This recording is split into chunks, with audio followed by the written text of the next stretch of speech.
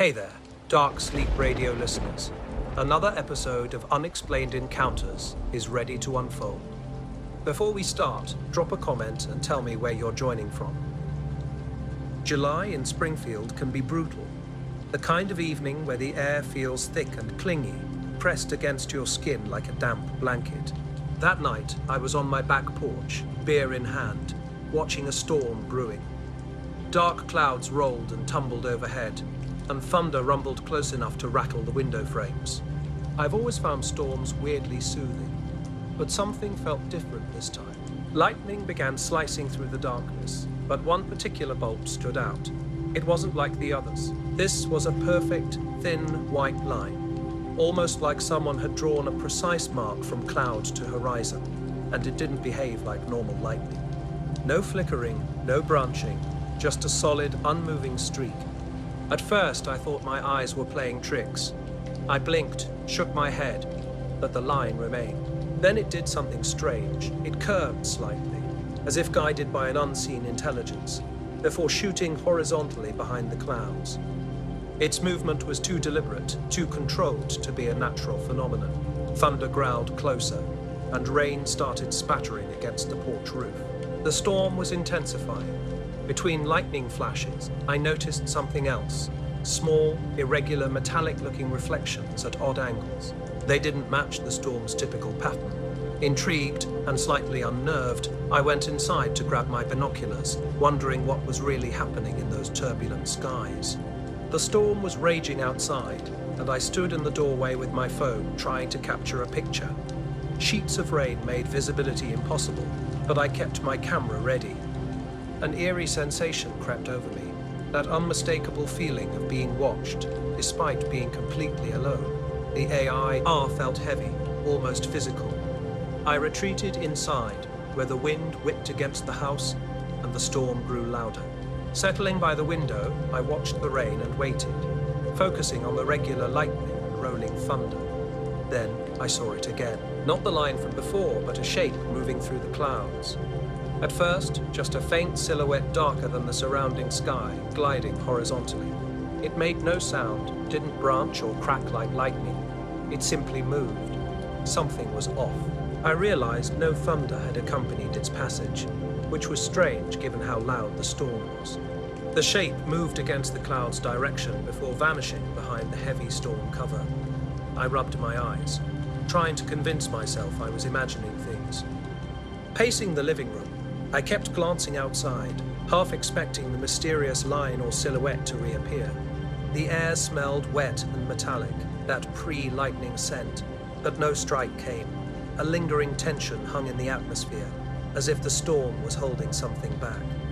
I poured another beer, attempting to return to normalcy, but couldn't shake the unsettling feeling. Each time I turned to the window, odd details caught my eye. A white flash in the cloud's corner, a perfectly straight streak pausing mid-air. Shadows where none should exist. I rationalized these as storm-induced tricks, yet something felt fundamentally wrong. Finally, I decided to go outside for a better view. The rain soaked my shirt within seconds as I stood on the porch, craning my neck toward the darkest part of the sky. Then the air changed, not temperature, just different, thicker. A new, subtle lightning pattern emerged, and I knew something extraordinary was about to happen. The storm was brewing differently that night. Lightning struck in ways that didn't make sense. Quick, deliberate flashes that felt more like signals than natural electricity. A crack of thunder jolted me, and that's when I saw it. A thin white line slicing vertically through the black clouds. I couldn't look away. The line bent slightly, showing the same curve as before, then zipped horizontally across the sky faster than anything I'd ever witnessed. No thunder followed, no additional flash, just gone in an instant. The hairs on my arm stood up, and I ran inside, locking the door and sitting on the couch, trying to steady my nerves. The storm gradually lost its intensity. Lightning returned to its normal rolling and branching patterns, and when I looked outside, everything seemed ordinary. Just clouds, rain, and street lights glowing through the downpour. My phone showed maybe 15 minutes had passed, though it felt like hours. I wanted to tell someone, but what would I say? I saw a lightning bolt that bent and flew horizontally. I didn't even believe myself. Yet the feeling lingered, a strange weight in the air, as if the storm was alive in an unnatural way. By bedtime, the sky was clearing, stars began to peek through, and everything looked normal. One last glance outside revealed what might have been a faint streak against the darkness, a thin white line moving too cleanly, too quickly to be natural. Then it vanished. Friends laugh when I mention it, dismissing the experience as tiredness or imagination. Maybe they're right, but now, whenever a storm rolls through Springfield, I watch differently.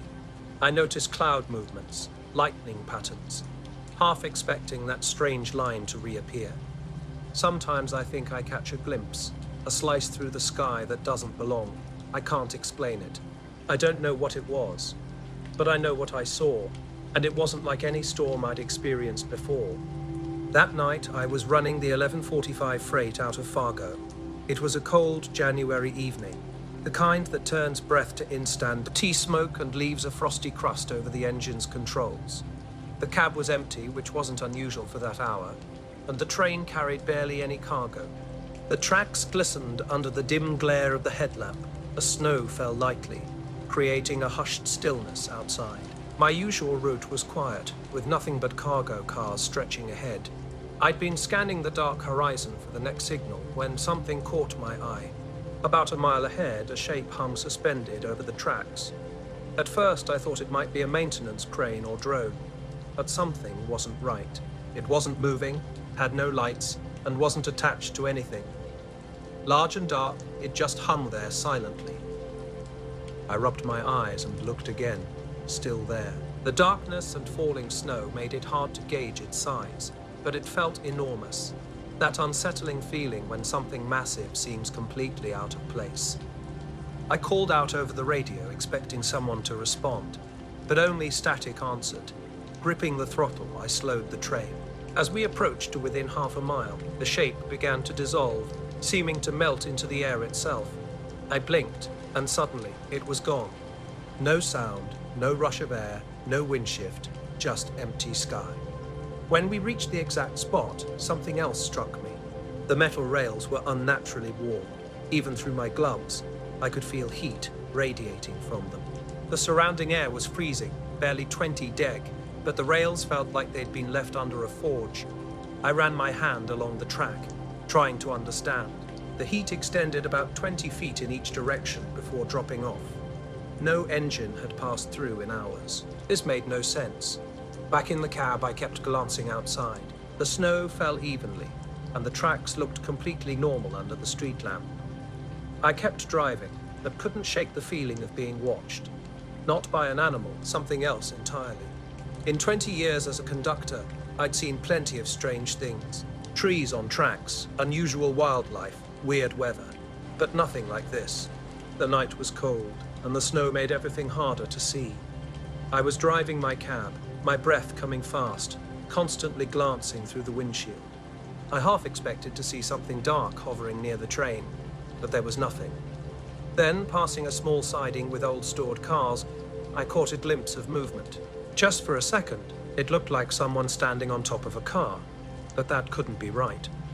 The snow obscured my vision, and when I looked directly, the siding was empty as always. I tried convincing myself it was just a trick of the snow, maybe a reflection from my cab lights. By the time I reached the next signal, my grip on the wheel was tight. Everything seemed normal. Tracks clear, switches aligned, signals blinking. Yet my stomach kept twisting. The warmth in the rails stayed with me, an almost physical memory of something's presence. I pressed my gloved hand against the steel when we slowed for a curve. Still warm. At the next yard, I called in a report, carefully choosing my words. Something unusual on the tracks, I said, avoiding specifics. My dispatcher asked about a vehicle or debris. I hesitated, then admitted, no, nothing physical, just strange heat and something I can't explain. That night, I was unsettled. I tried finding rational explanations, a maintenance crew, a weird weather phenomenon, a snow reflection. Nothing made sense. Steel doesn't heat itself in sub-zero air without a source. The next day, I returned to the track with an infrared thermometer. Nothing. The rails were cold metal, exactly what you'd expect in January. Whatever had been there had vanished completely. During a coffee break, I cautiously shared the story with co-workers. They responded wee-wee, Dane nervous laughter, suggesting I was tired or my old eyes were playing tricks. I didn't argue. They hadn't seen what I saw, but I could still picture it hovering over the tracks, unmoving. I was driving through the Mojave late one night, with stars so bright they made you forget the asphalt beneath. The desert stretched endlessly around me, and I had left Barstow around 9, heading toward a friend's place near Baker. The day's heat had mostly faded, leaving behind a dry, heavy air that scratched at my throat. My car radio was dead, but that didn't bother me. I liked the quiet. Every so often, a gust of wind would whip across the flat land and rattle my mirrors, causing me to glance in the rear view as if something might be following me. About 50 miles outside of Barstow, I noticed a shimmer ahead right over the middle of the road, like one of those heat mirages you see in the summer. It was silent, and then disappeared like it had never been there. A couple of nights later, I drove that same route again. My eyes stayed fixed on the horizon.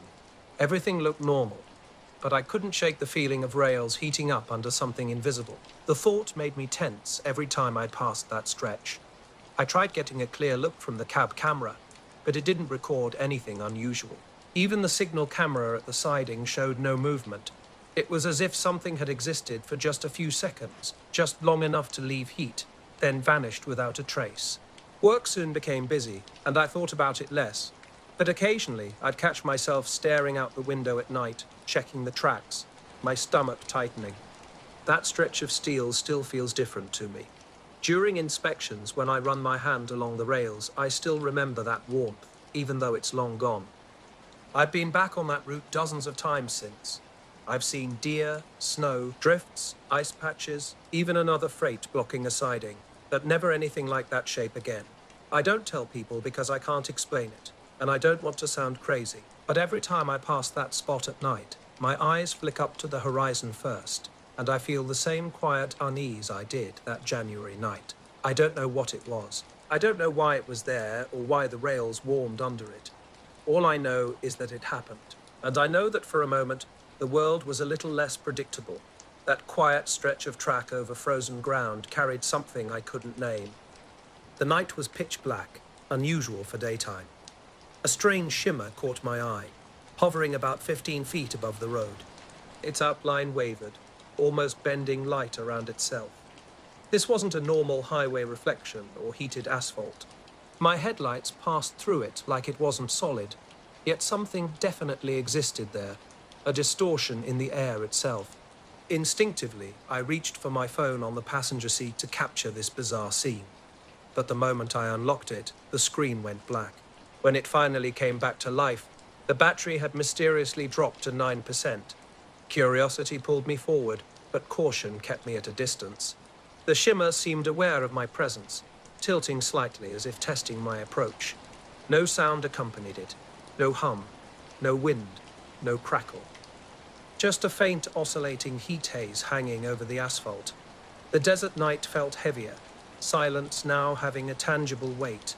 Suddenly, it lifted straight up, like a curtain being pulled from the ground. I gripped the steering wheel, slowing down but not stopping. Something inside warned me to maintain a safe distance. Then, without warning, it vanished. Zipping straight up faster than anything I'd ever seen. No blur, no shockwave, just instantaneous disappearance into the black sky. My heart raced as I tried to process what had just happened.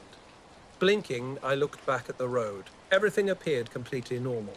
My phone still showed 9% with no signal or service. I tried to rationalize the experience, telling myself heat and stress were playing tricks, but the weirdness wasn't over. 10 miles later, movement caught my eye. Shadows and small shapes darting along the roadside. The desert road stretched out before me, dark and empty. Movement caught my eye, shapes darting back and forth between the mosque bushes. They weren't animals like coyotes or rabbits. These forms were too large, too coordinated, almost floating above the ground as if the desert floor bent around them. Each time I tried to get a clear look, they vanished into the darkness. My curiosity battled with growing unease. Soon, my headlights revealed another shimmer in the distance, this time off to the left side of the road, hovering above a dry wash. Smaller now, more like a column of heat than a full distortion. I didn't dare get closer. My heart raced and my hands grew sweaty on the steering wheel. The speedometer began flickering wildly, dropping from 65 to 0 before jumping back. I sped past the spot, not wanting to linger. For the next half hour, nothing disturbed the long desert landscape. My headlights cut through the darkness while I kept checking my phone. It stubbornly stayed at 9% with no signal or GPS.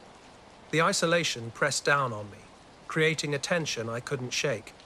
The shimmer appeared again, this time right above the road ahead. I started to recognize its pattern, appear, float, then shoot away. Slowing down, I kept a cautious distance. My mind screamed to turn around, but I couldn't look away. Suddenly, a car materialized behind me. Its headlights were dim, moving as if tracking my every move. I flashed my high beams, hoping it was just another driver, but He didn't respond, just stayed there, a dark shape following me. Instinct said to pull over, but something held me back. Stopping seemed like it might draw unwanted attention. Desert encounter stories flooded my mind. My rational brain insisted nothing was happening, yet my gut tightened with growing dread. The car behind me maintained the exact same speed, never changing lanes, never passing. I wanted to call someone, but my phone remained dead. Then, as quickly as it appeared, the car vanished. No sound, no warning. I still don't understand what I saw that night, and I doubt I ever will. Baker seemed normal in the distance, just a small cluster of lights as I slowed down entering the town. But the desert beyond looked empty and silent, and I couldn't shake the feeling that something had been watching me. I woke up around 3 a.m. because my bedroom was bright, not from streetlights, but a weird flickering glow filling the entire room. When I looked out the window, the street was completely normal, quiet, and empty. Across the neighborhood, about 2 blocks away, an oval of light hovered motionless in the distance. My pulse was still high as I pulled into my friend's driveway around midnight, constantly staring at the rearview mirror. Inside, I stayed up trying to piece together what had happened. My phone remained dead at 9%, and I didn't have the nerve to go back outside. I checked the weather. Nothing unusual, no electrical storms that could explain the shimmering distortion hanging in the air. Over the next few days, I kept trying to rationalize what I'd experienced. Heat haze, maybe. Some weird atmospheric anomaly, but too many details didn't fit. My dying phone, strange movements in the bushes, a car that wasn't really there. The way the distortion moved defied normal physics. Every now and then, driving or looking at a dark stretch of pavement, Here I see a faint shimmer in the distance, just hanging there like it's waiting. Sometimes when I check my phone, I can't help but glance at the battery life. The desert's quiet at night when you're alone, and the silence feels like it's hiding something just out of sight. I haven't driven that stretch of road alone since. I don't tell many people about it. It sounds insane. The night was eerily quiet when something caught my eye. A strange light outside the window held me frozen. I blinked, but nothing changed. My phone screen showed 3:02 a.m., its brightness unusually dim despite a 92% battery reading. I watched the light closely. Within half a minute, it began shrinking, first slowly, then rapidly, until it compressed into a tiny point and vanished completely. The street returned to its normal dark state. No sounds, no movement. Sleep was impossible after that. I dressed and stepped outside into the crisp early morning air, the kind of chill that jolts you awake more effectively than any alarm. Scanning the sky revealed nothing unusual, just stars and occasional blinking streetlights. No aircraft, no unexpected activity. Walking down the street, I half expected to see someone else awake, maybe with a flashlight. But the entire block seemed suspended in an unnatural stillness. My neighbor's porch remained dark, adding to the strange atmosphere.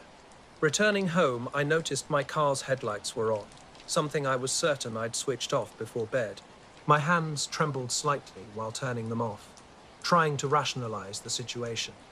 The doors were locked, with no sign of intrusion. Inside, my phone's battery had mysteriously dropped from 92% to 27%. It charged slowly, as if completely drained in an instant.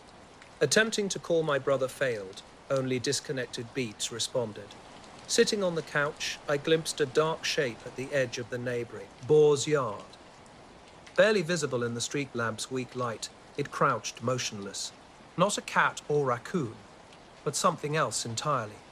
When I moved for a better view, it silently slipped behind the hedge and vanished. I struggled to convince myself this was just my imagination playing tricks. The night started off strange. My cat Oliver wasn't his usual self, pacing around with his ears forward and tail twitching, staring intently at the window. Something felt off. Every time I glanced away, I sensed something was watching from beyond the yard. I decided to retreat inside, close all the blinds, and wait for morning. Settling onto the couch, my heart still racing, I tried to focus on normal sounds, the fridge humming, distant cars passing.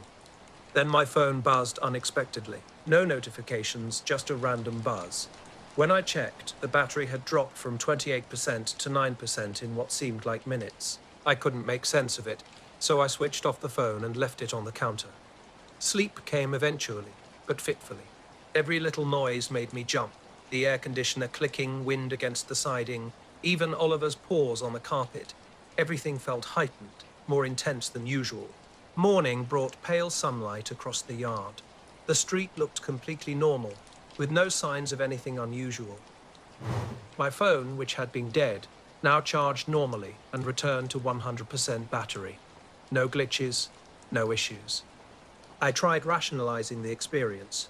Maybe sleep deprivation, city lights, or a plane with its lights off. But nothing explained the details perfectly. Why would a light hover motionless, then shrink and vanish? Why did my phone drain so quickly? Throughout the day, I scanned the street and sky, looking for anything out of the ordinary. My neighbor, who usually walks her dog at 3 a.m., saw nothing strange. She laughed it off, suggesting I might have been dreaming. That night, I double-checked all locks and closed the blinds. Oliver stayed unusually alert by my side. Around 2:45 a.m., the street lamp across from my house flickered once. Just once. I watched for hours, but nothing more happened. Yet the memory lingers, that light hanging perfectly still, then contracting. And my phone's unexplained battery drain haunts me. I can't explain any of it, and that uncertainty is what truly unsettles me. I know what I saw that night, but I can't explain it. Some nights I still find myself scanning the neighborhood's edge, half expecting to see that faint, motionless shimmer. Weeks have passed, maybe months, since the incident. But the memory lingers. Oliver, my dog, seems to sense something too. He'll stare out windows, ears perked forward, tail twitching, as if remembering something just beyond my perception. I haven't shared this with many people. My friends would dismiss it, call me paranoid or claim I was half asleep. But I know what happened. My phone's battery drained, and that strange light, an oval that shrank and vanished, felt utterly alien. The silence afterward was profound. Total quiet that made everything else feel wrong. I stopped checking outside at night, tried to let it go. Yet sometimes, as I'm drifting off to sleep, I catch a glimpse of something at the edge of my vision. Not moving, not making a sound, just present. I've considered setting up cameras, but part of me doesn't want confirmation. I want to forget. But another part keeps wondering, what if it happens again? What if next time it's more than just a strange light? It was a night off the northern Maine coast. I was on my 24T center console boat, the Minnow, cleaning fish later than usual. The moon was almost full, providing enough light. The water felt thick, almost syrupy, with a cold that penetrated every layer.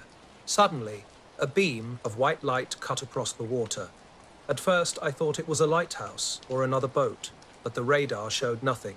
The light came from above the clouds, a searchlight but different, too steady, too precise. It slid across the waves as if someone were sweeping them with a ruler. I froze. The water felt colder than before, and nothing about it made sense. I was heading back to the marina, keeping the engine steady, my mind racing. The waves lapped normally, but their sound seemed hollow, different. I tried talking to myself out loud to keep calm, even cursing the darkness as if shouting could make it less heavy. A thin veil of fog rose off the water, not dense, but moving in an unnatural way. It didn't swirl with the wind or drift. Instead, it shifted slowly, smoothly, like it followed a pattern of its own. I thought maybe my mind was playing tricks, my eyes adjusting to the black water and moonlight. But my stomach told me something else was happening. The beam had been cold, sucking warmth from the air around me. My teeth chattered, hands going numb despite my gloves.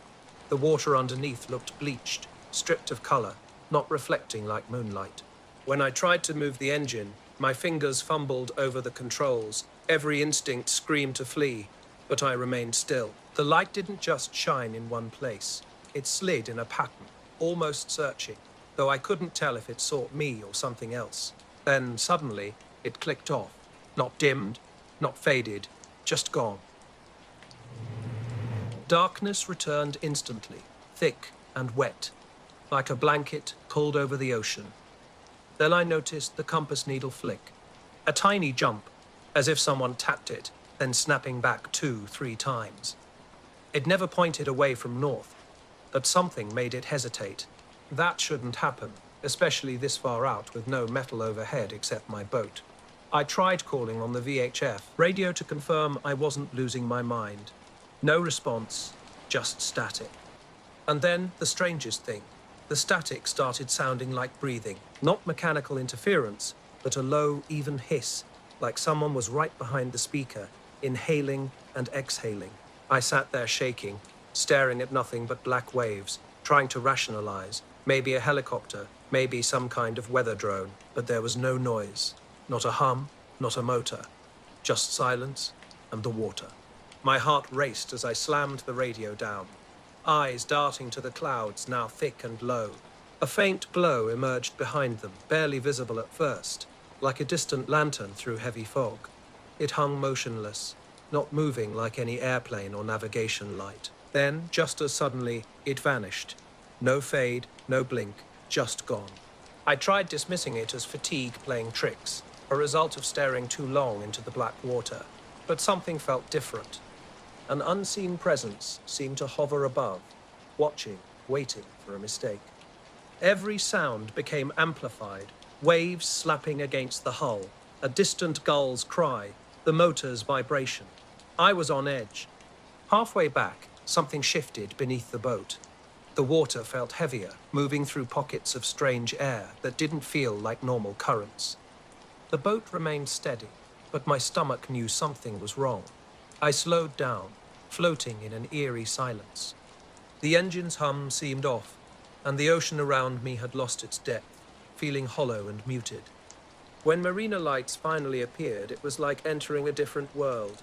Warm, normal, human. I called the harbour master to report my arrival, but how could I explain what I'd experienced? Who would believe a searching light cutting across water, fog moving with intention, a compass flickering, radio hissing like a breath? I tied up the boat and sat in the cabin, staring through the window. Everything looked peaceful, quiet. Yet an undeniable sensation lingered. The section of ocean I'd travelled felt altered, touched by something invisible and unexplainable. At home, I tried to warm up, eat, sleep. But sleep was impossible. Behind closed eyes, that white light kept sliding across black water, precise, relentless, searching with an inhuman quality. Morning brought no answers. The boat showed no damage, the waterline unchanged. No evidence remained of the strange encounter. The night was perfectly still over Cedar Hill. No city glow, no haze, just a black sky packed with stars. I'd been sitting on the back deck, wrapped in a blanket, nursing a cheap thermos of coffee after a long day. The neighborhood was completely silent.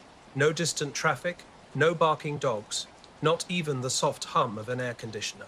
I'd been leaning back in my chair, gazing upward for maybe 20 minutes when something caught my eye. One point of light seemed different. Weeks later, the memory still haunts me.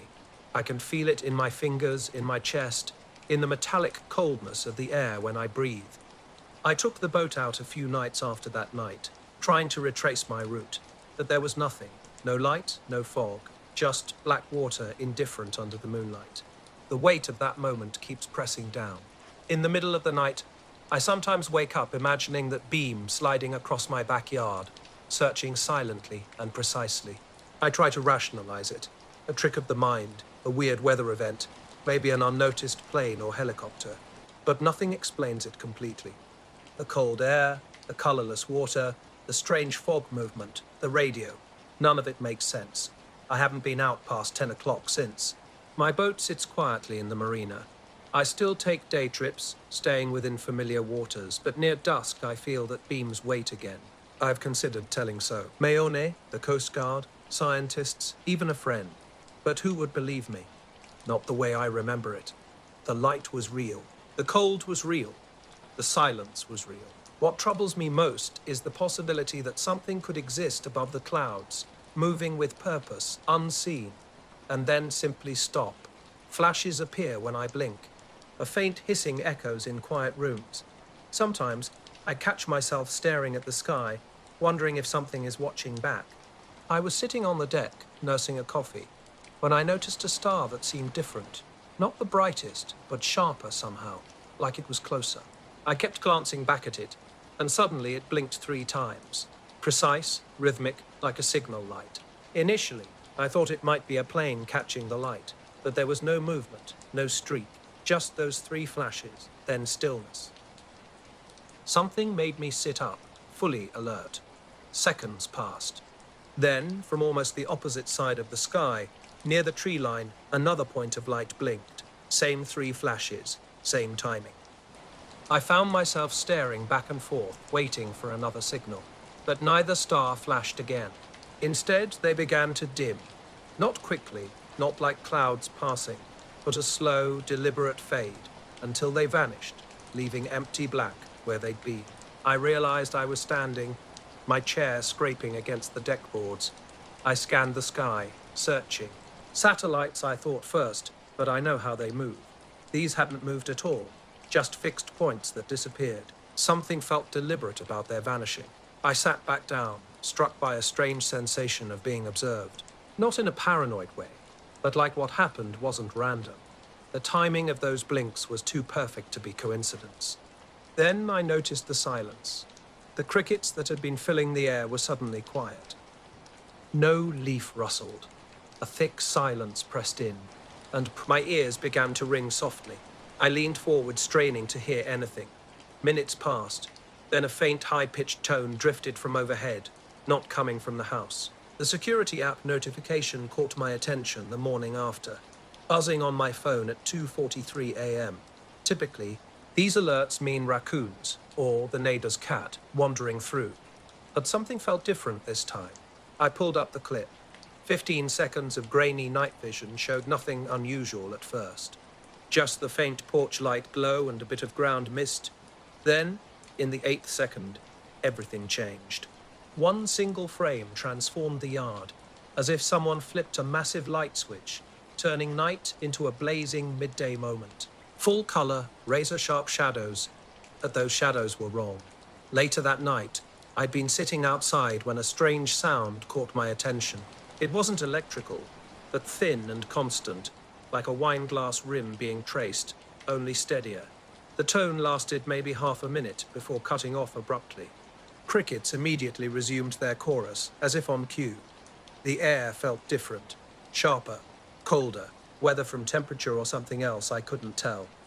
Something compelled me to go inside, not from fear exactly, but a sense of being somewhere I shouldn't.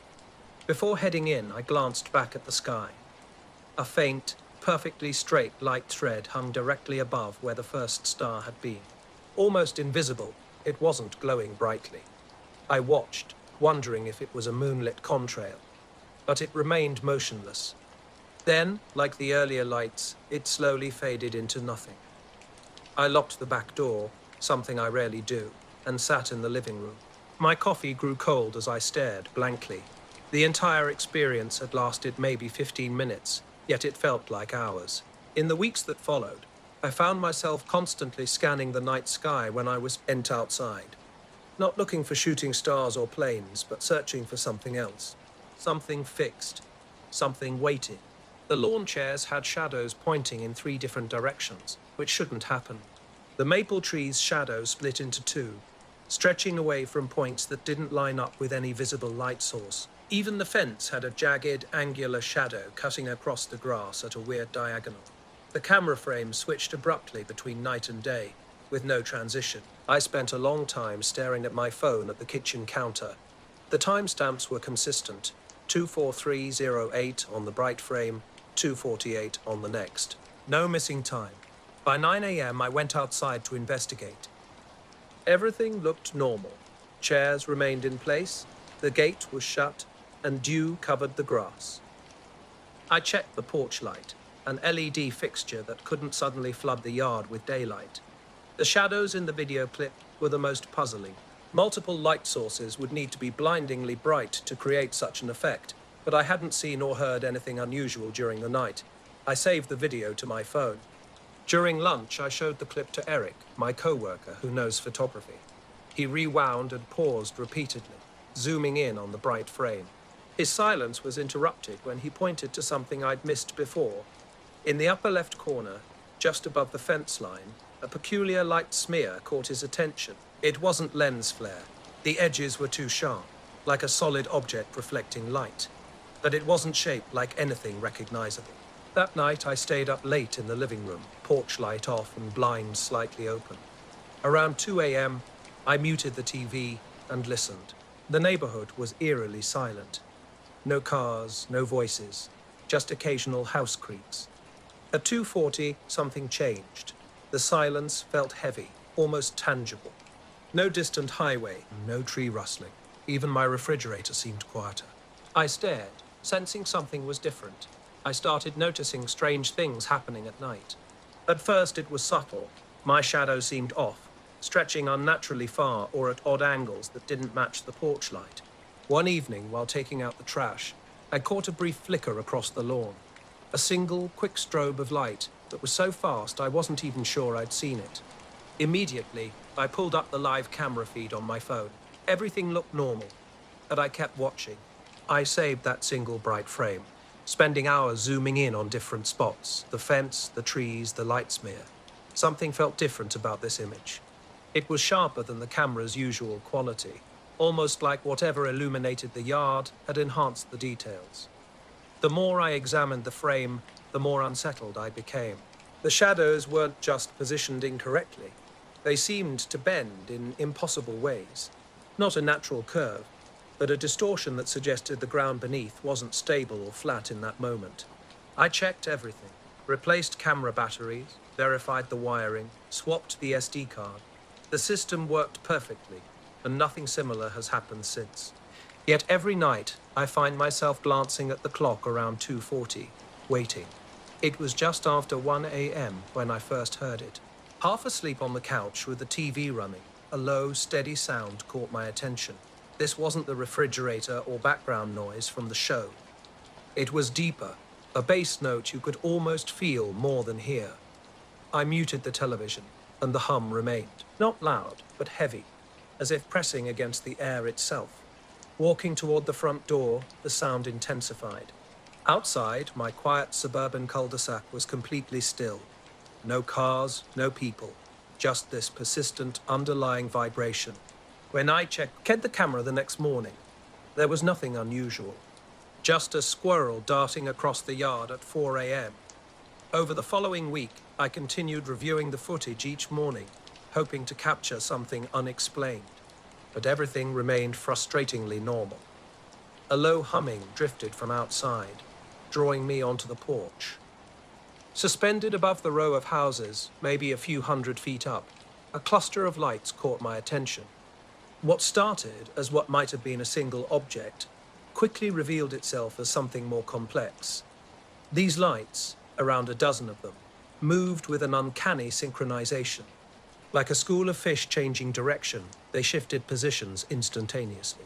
No gradual turns or arcs, just sudden jumps between precise points, as if someone was swapping out frames in a film. Solid white, almost bluish, each light maintained a consistent brightness. Their formation was constantly morphing. One moment they'd compress into a tight ball, then spread out, then contract again, all in the blink of an eye. Strangely, the humming seemed connected to their movement, rising slightly when they clustered and lowering as they dispersed. Stepping off the porch into the driveway, I kept my gaze locked on them. They drifted slowly westward, but not along a straight trajectory. Periodic jerky movements punctuated their path, always executed in perfect unison. Their distance felt oddly fluid, sometimes seeming closer, sometimes farther, as if the entire group was breathing in and out of the night sky. The surrounding environment offered no reliable reference points. The night was unnaturally still, no wind, no insects, no distant highway sounds. Only the persistent hum broke the silence. Grabbing my phone never crossed my mind. Something about looking away felt wrong. My chest tightened as I realized I'd been holding my breath, watching them approach. When nearly overhead, they transformed again. A long, narrow line stretched across the entire cul-de-sac. Then, as if rotating on an invisible axis, they tilted and began climbing into the cloud cover. The humming intensified momentarily before dropping sharply. In less than 2 seconds, they vanished completely into the low clouds, leaving behind an absolute silence. Late September, 11 p.m., and the night was eerily still. I was out on the deck behind my cousin's cabin in northern Maine, far from any significant light source. The cabin sits on the edge of a small lake, about 20 minutes from a town so tiny it barely has a gas station. My cousin Jamie had already gone to bed, leaving me alone with my photography gear. My setup was straightforward: a tripod, a thermos of coffee, and a folding chair. The plan was simple: capture some long exposure shots of the Milky Way, and maybe create a time-lapse later. The darkness was absolute, broken only by starlight and the occasional distant call of a loon across the lake. No wind, no insects, no traffic, just pure, deep silence. About 40 minutes into my shoot, something extraordinary happened. My camera was facing southwest, with Orion low on the horizon, midway through a 20-second exposure. Suddenly, a bright white streak of light appeared in the sky. It wasn't blinding, but distinctly visible. The light moved diagonally downward for 2 seconds, then made an impossible 90-degree turn to the left, shooting horizontally until it vanished. What struck me was the precision of its movement. There was no curve, no arc. It was as if the light had hit an invisible wall and instantly changed direction, maintaining the same incredible speed. No sound accompanied this bizarre event. After it disappeared, I stood frozen, hands cold despite the mild air. When I finally went back inside, the clock on the cable box read 124. I was certain I'd been outside for less than 5 minutes, though it felt much longer. The next day, I checked local news, hoping someone else might have reported something unusual. Nothing. No mentions of strange lights, no reports of low-flying aircraft, no unusual weather conditions. Since that night, I haven't heard that sound again. But late at night, in the quiet moments, I still find myself muting the TV, just to be sure. I was out taking night sky photos, my camera set up on a tripod. Something caught my eye. A streak moving in a way that didn't make sense. Not like a meteor. Not like a plane. I kept the exposure going, hoping to capture it in the frame. My hands felt cold, deep in my bones, even after coming inside to the warm cabin. Later, scrolling through the images on my laptop, I realized something was off. The photo where I'd seen the streak was completely empty. Stars looked normal. Framing was exactly right. No blur, no motion, nothing. I checked the timestamp. It matched exactly when I'd seen the object. I zoomed in, examined every pixel. Still nothing. I ran through possible explanations. Too fast to register? But plane lights would show up. Satellites leave trails in long exposures. Maybe I'd imagined it. But the memory was too precise, too geometric. When Hamey wandered out and saw me staring intently at the screen, I explained what I'd seen. He just frowned and muttered "weird" before heading back to bed. Sleep didn't come easily that night. The next morning, I went out to the deck trying to find a logical explanation. Maybe a reflection from a boat or distant car, but the view was completely blocked by trees and shoreline. No ground-based light source could have moved like that. Clouds prevented shooting that day, but the following night I was back in the same spot, waiting. Around 12:30 a.m., something appeared again. This time, as ready. The back road home was barely visible that night. Thick fog had settled over the hills after an earlier rainstorm, forcing me to drive slowly, barely hitting 30 miles an hour. My high beams only made the visibility worse, so I kept them low. The car's dashboard rattled softly over rough patches, and the tires hummed against the wet asphalt. I was heading home from my friend Kevin's place, a 40-minute drive from my rental in town. Later that week, I was showing some photos to an astronomy-loving friend. I hadn't mentioned anything about what I'd seen, just handed him the shots casually. He flipped through them, then stopped at the image from the first night. "This one's odd," he said, pointing to a small dot in the bottom corner that I'd never noticed before. When he zoomed in, we saw it wasn't a round star, but a perfect tiny triangle. The raw file confirmed it wasn't a compression error, and strangely, this shape appeared in none of the other images. That night by the lake, the sky wasn't typical.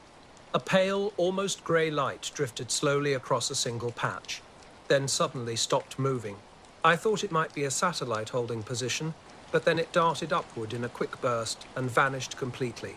Not fading, just instantly gone. I checked my camera immediately. The stars looked normal, with no blur or bright spots. I went inside and spent hours searching online for explanations. I looked into satellites, space debris, and military aircraft, but nothing matched what I'd witnessed. Since that night, I've returned to the cabin several times, always with my camera, but I've never seen anything similar again. Yet I still find myself watching that same patch of sky when it's clear, just in case. It's been a few years now, and that triangle-shaped anomaly remains a mystery. I have no explanation for what I saw that night. I was driving down a low NG sloping road lined with trees when something strange happened. The moon had been casting a pale, hazy glow through the fog, barely illuminating the landscape. Suddenly, the moonlight vanished completely, as if someone had thrown a massive, invisible tarp over the sky. The car's interior plunged into darkness. This wasn't just a cloud passing overhead. The fog remained unchanged. Something enormous was blocking the moon, with no discernible edges or outline. Just an absolute absence of light stretching beyond the road in both directions. For several seconds, maybe 5 or 6, it lingered above me before moving on slowly. No wind, no sound. I hadn't even realized I'd nearly stopped driving until I glanced at the speedometer. My hands were rigid on the wheel. As suddenly as it disappeared, the moonlight returned, dim and milky through the fog. I continued driving, trying to act normal. A mile later, I pulled onto a gravel turnout overlooking a small valley. I needed to catch my breath. Rolling down the window, I half expected to hear distant engines or a low hum.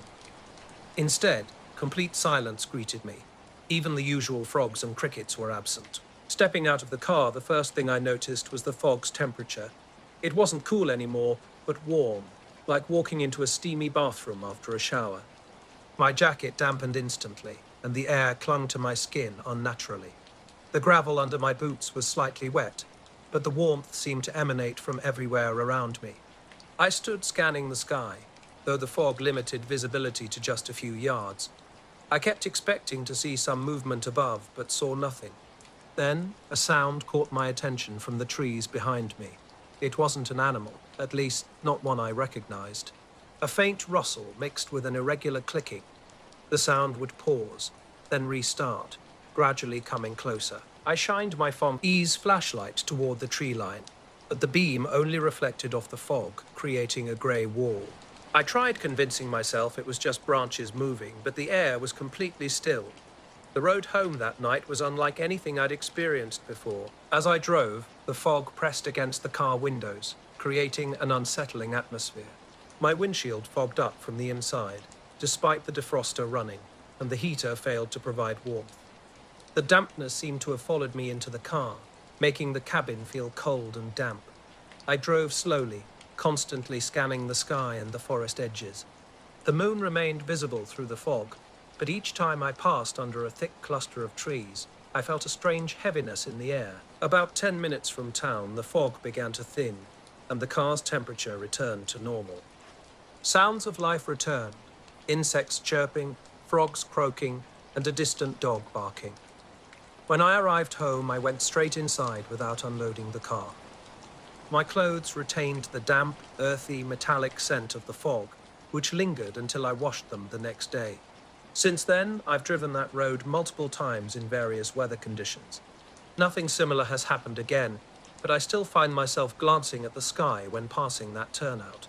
Later that night, around 12:45 a.m., I was in bed scrolling on my phone. The house was quiet, with only the faint buzz of the refrigerator. Suddenly, I noticed another sound, a low, almost imperceptible vibration that seemed to resonate in my chest. Setting my phone down, I listened carefully. The sound wasn't coming from inside the house. When the fridge stopped running, the noise became clearer, a deep, steady hum from outside. I approached the front window and peeked through the blinds. The street was empty, with no signs of movement or vehicles. Curious, I unlocked the door and stepped onto the porch. The air was cool and still, carrying a faint smell of damp asphalt. Outside, the humming intensified, not loud but seemingly substantial, as if it had physical weight. That's when I saw the lights. Positioned above the houses across the street, perhaps 200 or 300 feet up, they formed a tight, mysterious cluster.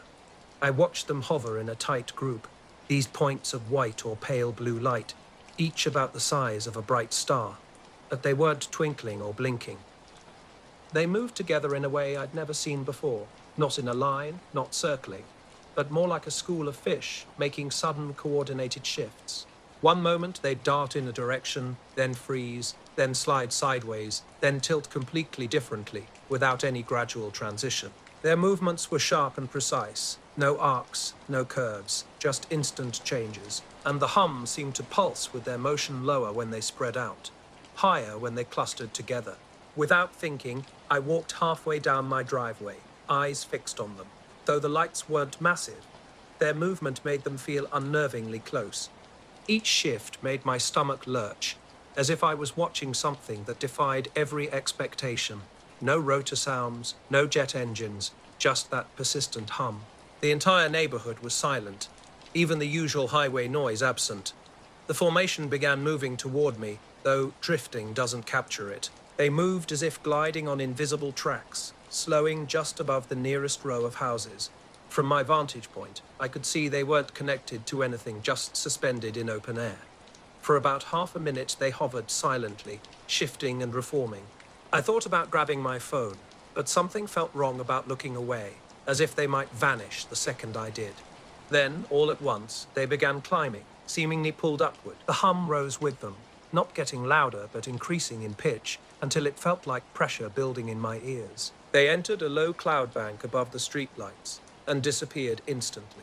The moment the last light vanished, the humming stopped. Not a gradual fade, but an abrupt cutoff, like someone flipping a switch. The subsequent silence felt different, not just quiet, but empty. I stood in the driveway, staring at the cloud cover for a long time. Nothing emerged. When I went inside, my clock read 108.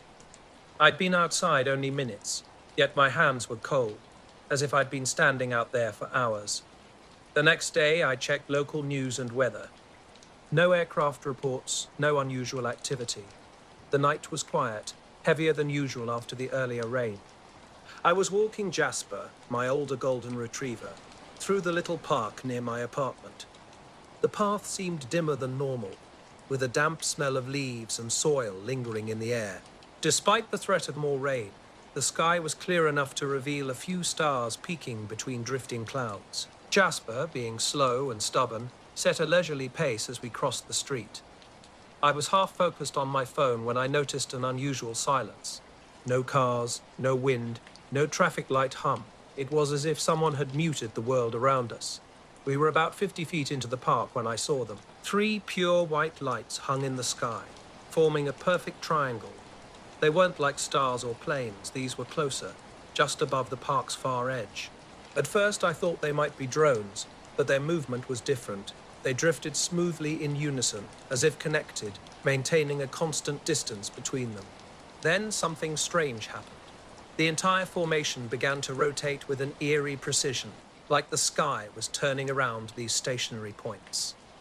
Jasper suddenly stopped, completely still. No great bowling, no barking, just frozen, with his head tilted upward, watching. I tried to move him, tugging gently on the leash, but he wouldn't budge. The lights continued their steady rotation, about a quarter turn every few seconds. Helicopters? Balloons? Nothing made sense. There was no noise, and the wind couldn't explain their perfect synchronized movement. After what felt like a minute, the triangular formation started drifting toward the trees at the park's edge, still rotating. I still can't explain what I saw that night. Planes don't move like that. Drones don't either. And sometimes in the quiet late hours, I find myself listening, wondering about those lights. The lights were moving fast, but in a way that was almost mesmerizing. It wasn't just their motion, but something about the space around them felt like it was bending. My neck started to ache from staring, so I crouched down to check on Jasper, hoping to coax him forward. He wouldn't even look at me. His body was completely tense, ears pulled back in a way I'd never seen before. Slowly, the lights rotated back to their original position and then stopped completely. For about 5 seconds, they hung motionless in the air. My heartbeat thundered in my ears. Suddenly, they winked out, not fading, just instantly gone. The moment the last light disappeared, Jasper relaxed. He didn't run, just started walking again, as if nothing had happened. Neighborhood sounds rushed back all at once. Distant cars, a dog barking somewhere, the faint buzz of streetlights. We walked home in silence. Well, I was silent. I kept glancing up, half expecting the lights to reappear, but the sky remained empty. Back in my apartment, I tried to make sense of what we'd seen. I checked local forums, weather reports, looked for any explanation of an event or air show. Nothing. I hadn't even thought to take a photo. My phone sat untouched in my pocket the entire time. Jasper's behavior was the strangest part. Normally, he's curious about everything, even weird situations. But that night, he avoided the spot where we'd first stopped. For days afterward, he'd slow down and give the park a wide berth, like something was there he wanted to avoid. After about a week, he returned to normal. But me, I still haven't walked through the park at night since. It was well past midnight when I woke up. My phone was buried somewhere in my pack, and I wasn't about to unzip my sleeping bag to find it. A faint, irregular crunching sound caught my attention, like someone walking on loose gravel. In the woods at night, sound carries in this strange, muffled way that makes it impossible to judge distance. I lay there, trying to convince myself it was just an animal, maybe a raccoon or a deer passing through. But something wasn't right. The steps were too steady, slow, measured, moving in a straight, deliberate path. No pauses, no random movements, just methodical progress. I was camped in a small clearing about a quarter mile from the main trail, with nothing but a ring of pale stones marking its edge. The night was still, almost unnaturally so. Then I heard it, crunch, crunch, crunch, like boots on a driveway, but there was no driveway here. My eyes adjusted to the moonlight filtering through the branches. The sound drew closer, and I knew whatever was making it had reached the clearing's edge. That's when I saw something strange. This wasn't a person moving. A faint white glow, barely brighter than a dying flashlight, slid along the tree line. But it wasn't just on the trees. The light was moving within them, weaving behind trunks, yet somehow remaining visible. No footsteps, no snapping twigs, just a steady, shifting light. My mouth went dry. I froze. The glow drifted maybe 30 feet away, tracing the clouds, earring's perimeter like it was circling something invisible. It didn't swing like a lantern or sway like a flashlight beam. Instead, it floated sideways, low to the ground, as if following an unseen path. Instinctively, my hand found my tent's zipper. If someone was playing around, I needed to see more, or maybe scare them off.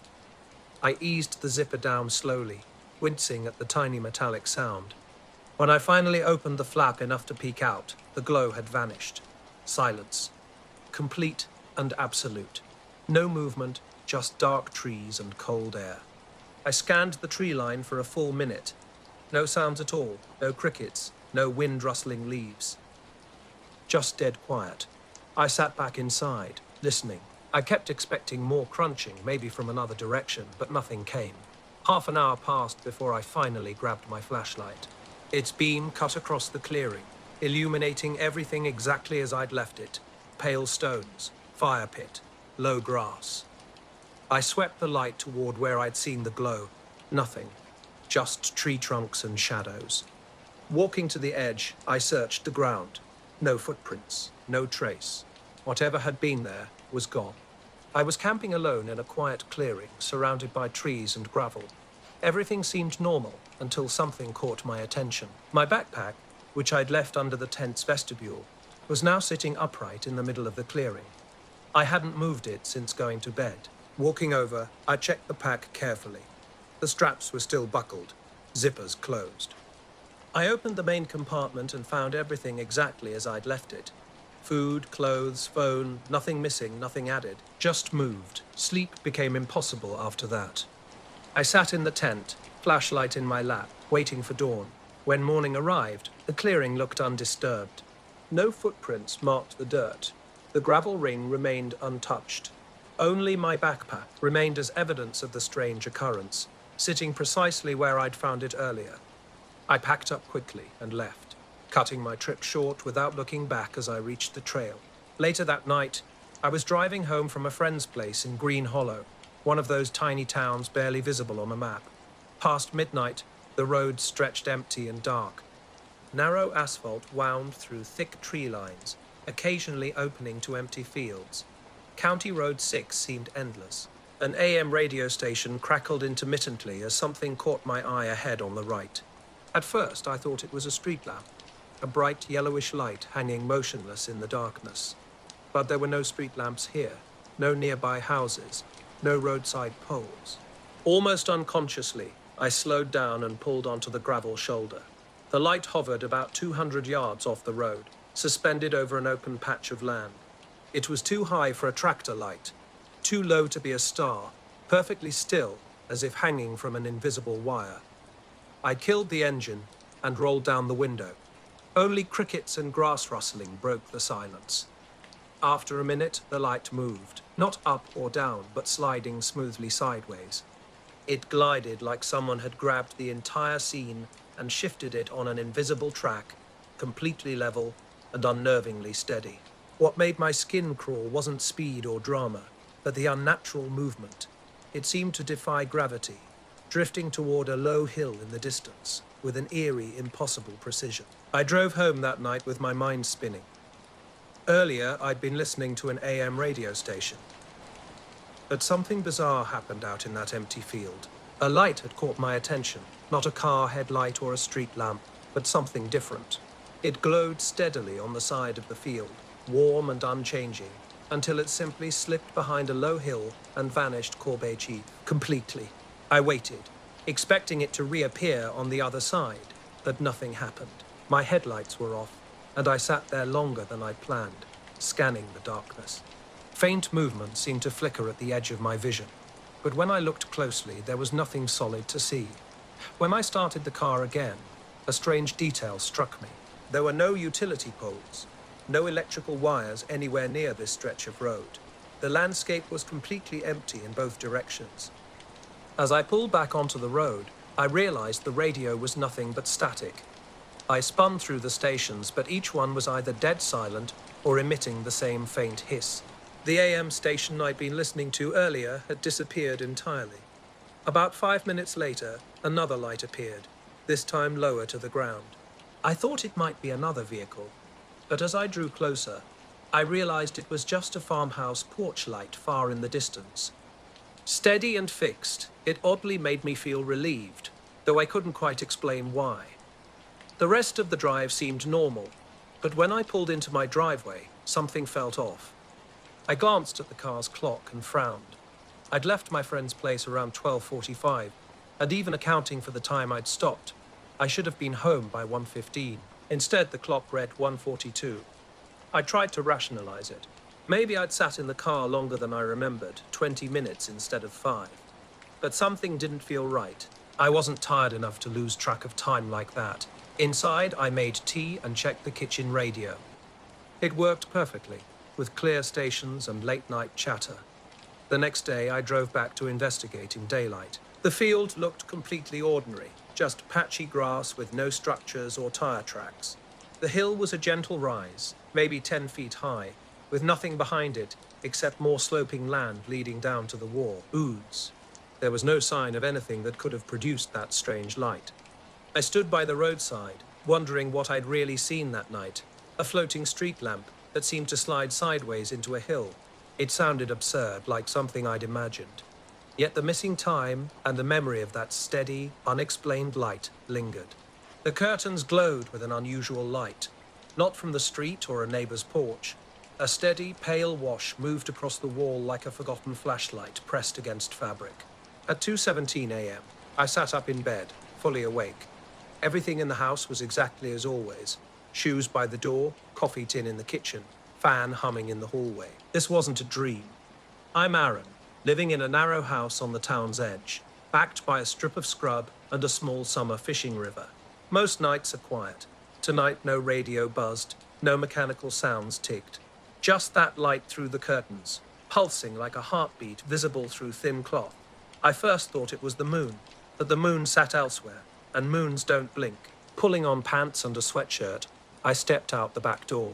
Rain-scented air surrounded me, despite the clear forecast. Cool grass pressed against my bare feet. Ahead, above the river's tree line, the light filled the yard and sky, blocking out stars. It was an unnatural white, neither warm nor cold, like a dimmed camera flash frozen in place. Absolute silence accompanied the light. No hum, no mechanical whine, no distant motor. The air remained unchanged, trees unmoving. My neighbor's dog didn't bark.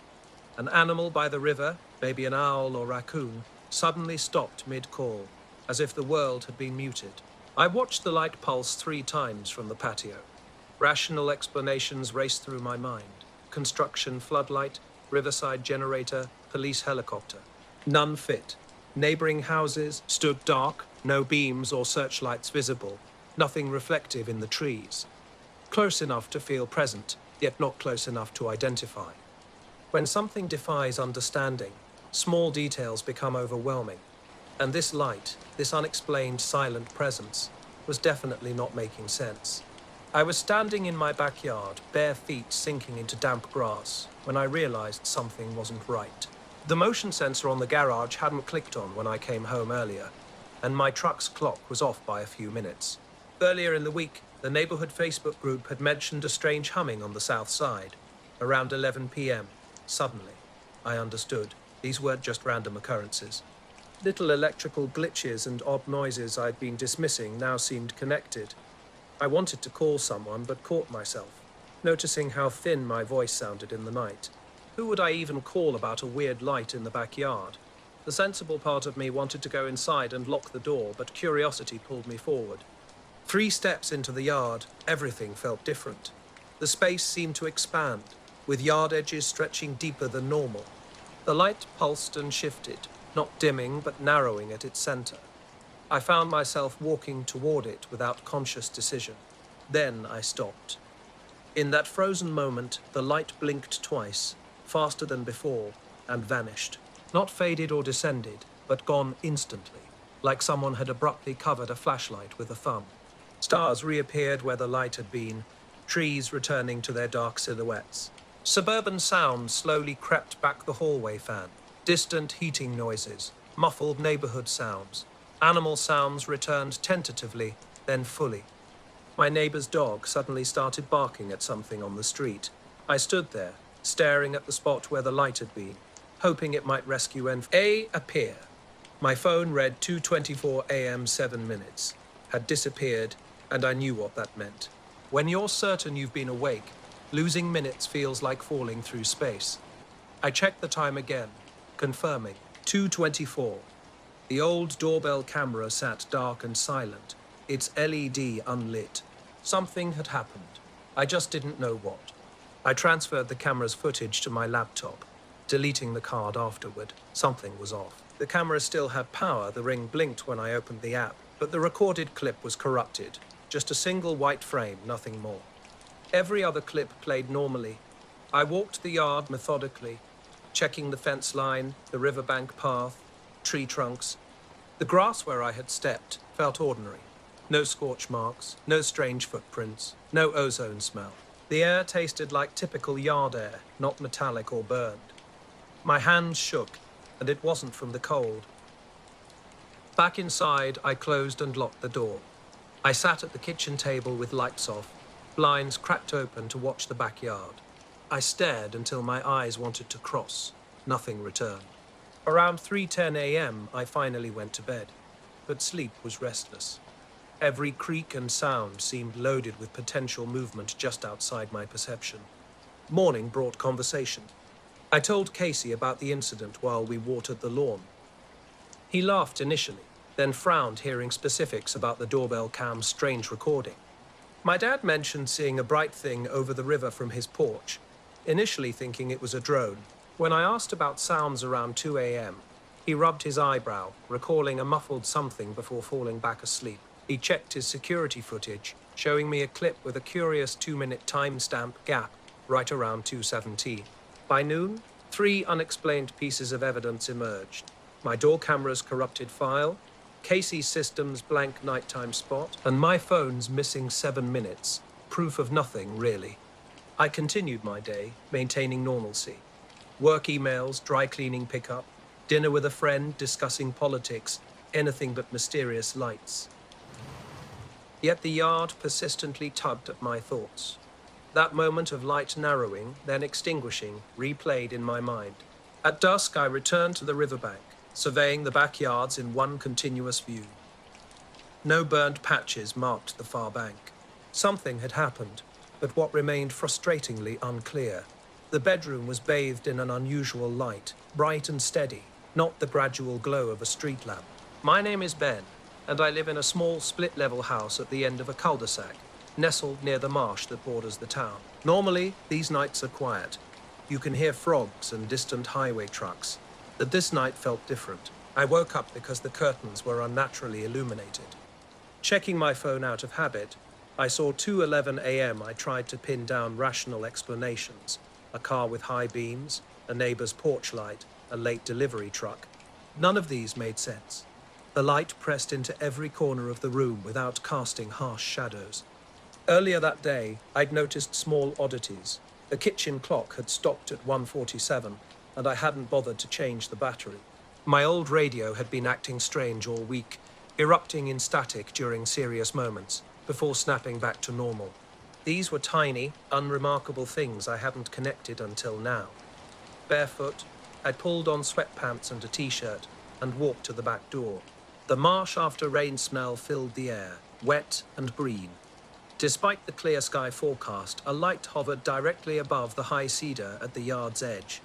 It transformed the trees into paper cutouts, so close that it erased a section of stars, flattening the night sky.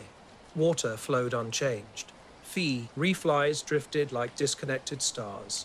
I have no explanation, no authority to consult. My evidence is limited.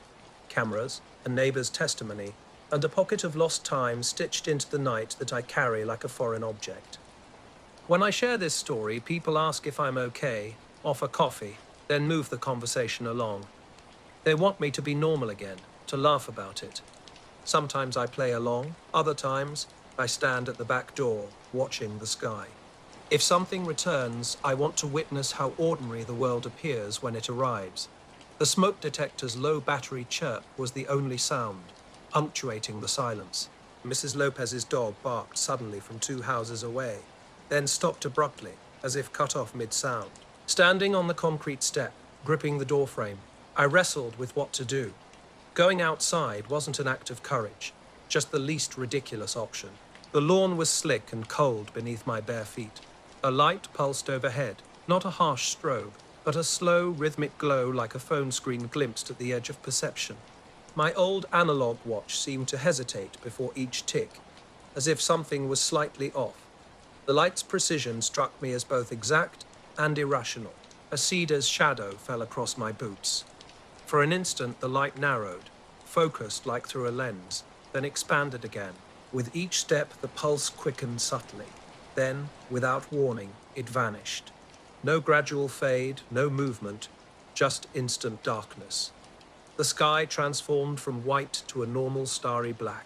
Ordinary sounds returned. A distant highway's hum, an owl's tentative call, a neighbor's screen door creaking. My watch read 217. Later, I'd find my phone logged 219. Something felt shifted, as if minutes had quietly rearranged themselves while I wasn't paying attention. Back inside the kitchen's bright light, I peeled an orange in one long, unbroken strip. The living room radio was dead, nothing but plain black static across all stations. The doorbell camera app showed only moonlight on the sidewalk and marsh path, silent and unchanged. The night felt different after what I'd seen. I scrolled through the camera recordings and found something odd. One long, unbroken block of footage from frames 1 to 209. Then a single white frame at 210, and nothing until normal footage resumed at 220. That white frame burned into my eyes as I replayed it. A washed-out image with no shape or detail, as if the sensor had been completely blinded. I called my brother, because sometimes you need family when facing something inexplicable. He answered, groggy and irritated. When I described what I'd witnessed, he laughed it off. Probably a police helicopter, he said. But his dismissal faltered when I detailed the pulsing light and how it vanished the moment I stepped into the yard. His wife chimed in on speakerphone, asking about house cameras and whether everything was locked. The whole encounter made the experience feel simultaneously smaller and larger. That space where the light had been left me, with an unsettling sense of being watched. My neck prickled, and I spent the night checking windows and securing doors, sleeping in restless intervals. Dawn brought no answers. I walked the yard with a flashlight, finding no trace, no scorch marks, no metallic scent, no evidence of disturbance. The grass bore only my footprints, flattened by morning dew. Neighbors offered fragments of explanation. Mrs. Lopez mentioned hearing a strange whistle around 2, assuming it was a nearby train. A couple walking their terrier spoke of a bright flash over the cedar during their late-night meteor shower watch. Each account seemed plausible in isolation, but together they didn't quite align. Something remained unexplained. The cancelled recording, the radio going dead, the eerie moment when every nearby creature seemed to collectively pause and hold its breath. I tried to continue my day normally answering work emails, keeping a long-postponed dentist appointment, but the experience lingered, refusing to be dismissed. The night seemed to press against me, and I avoided the backyard until dusk, as if there were unspoken rules about approaching a place where something strange had occurred. Tom, my neighbor who runs the hardware store and prides himself on being unshakable, stopped by and offered a comforting shoulder pat. "Don't let it get to you," he said. Those words people offer when they have nothing else to give. As the sky darkened and creek frogs began their nightly chorus, I stood at the kitchen window staring at the cedar. The stars looked normal, pinpoint sharp. I tried to convince myself that perception is subjective, that a dozen people might see the same thing and describe it a dozen different ways, or not describe it at all. My mind wandered to the white frame on the camera, to how time had seemed to compress. I remembered the light that vanished the moment I stepped into its reach, like an outer shell I was never meant to cross. That night, I slept in my own bed with curtains drawn tight. The house felt ordinary, pipes humming, fan spinning, the refrigerator's low pulse, yet everything carried a faint marsh after rain scent. Around 1 a.m., I woke to slight curtain movement.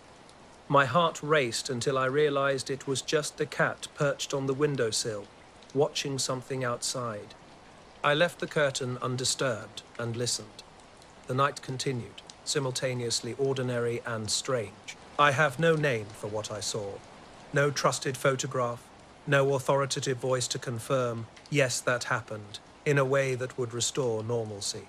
What I possess is an image of a pale, steady light, its slow pulse E, a blank white file, and a growing sense that stepping into certain quiet moments makes them disappear. I sleep, I work, I make coffee.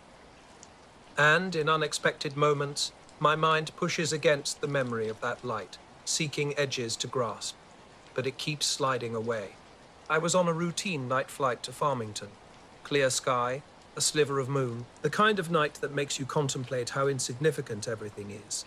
Trimmed for 5550, autopilot engaged, a half-empty thermos chilled in the console. The radios remained mostly silent, punctuated only by occasional flight-following handoffs and a distant cargo truck's transmission that seemed to echo from 3 counties away. This was a leg I'd flown countless times before. A dark shape caught my eye in the landing light, almost blending with the stars at first, but something was off. It was too close, positioned about 5 or 6 miles to the left, at the same altitude as our aircraft. No navigation lights flickered, no strobes, just a solid, dark silhouette that seemed to absorb starlight. Initially, I rationalized it as unexpected traffic, maybe an unlit crop duster or banner tow. I checked the transponder, switched to ident, and scanned for any traffic communication warnings. The equipment appeared normal. The EFIs showed nothing unusual, and my transponder was transmitting correctly. Yet the object maintained an unsettling proximity, positioned as if it belonged in our airspace. I radioed the center, Cessna 7KQH, visual traffic left 2 o'clock, same altitude, say intentions. The response was crisp and professional, 7KH center. Roger. We show no primary or secondary target in your area. Maintain present heading and altitude. I confirmed the instruction, double-checking our heading and GPS track. When I looked out the window again, the object had synchronized with our ground track and speed. Not in the typical way, too. Aircraft might briefly align, but with an eerie precision, as if magnetically attached to our path. Disengaging the autopilot, I banked left 3 degrees for a better view. What happened next defied explanation. The object didn't turn conventionally, but rolled smoothly, almost gracefully, as if gravity were a mere suggestion. It slid laterally, mirroring my bank with water-like fluidity. No acceleration, no exhaust, no wake it, simply moved. We were like synchronized dancers, the object effortlessly adjusting our shared choreography. I radioed center again, my voice steadier than my racing thoughts. Center 7KH. The traffic's holding exactly parallel. It's rolling away to the west. Static crackled in response. The radio crackled with a tone that signaled they were running the scope to check primary returns. Negative. 7KQH. No targets. Any interference? My headset carried that small, precise noise radios make when something's amiss, like a squelch being coaxed. I flipped to ground frequency, checked the squelch, verified the standby, toggled the audio panel. Nothing seemed out of place. Systems behaved normally. PTO heat on, vacuum steady, alternator green. The panel clock blinked and resumed its rhythm. Everything felt ordinary, except for the extraordinary presence outside, doing nothing at all. I reached for the binoculars under the glare shield, cold and damp, as if they'd been somewhere chilly before my hand touched them. Lifting them, I caught a shape, vague, geometric, unlike the rounded belly of typical aircraft. The edges appeared matte, completely unreflective in the landing light. A crisp silhouette with no windows, no tails, no prop blur. At these scales, I'd expect some flicker or shimmer, but there was nothing. It simply existed, matching our movement. When I turned for a head-on view, something shifted. I banked right, nudging throttles to maintain steady airspeed, avoiding unnecessary altitude changes. The object didn't chase in a straight line. Instead, it slid away as if tethered by an invisible string, someone gently releasing its hold. The roll completed like a lazy turn, then it drifted, sideways along the horizon, with no noise, no thermal wake, dispersing like a whirl of smoke in reverse. I called approach on the guard channel, reported my tail number, and described the traffic at 1 o'clock, matching altitude and gliding parallel. 7KQH, can you verify any aircraft in OMA sector? Their response came quickly. Negative. No targets on primary. Only my transponder and known traffic showed on their scope. So I asked the critical question.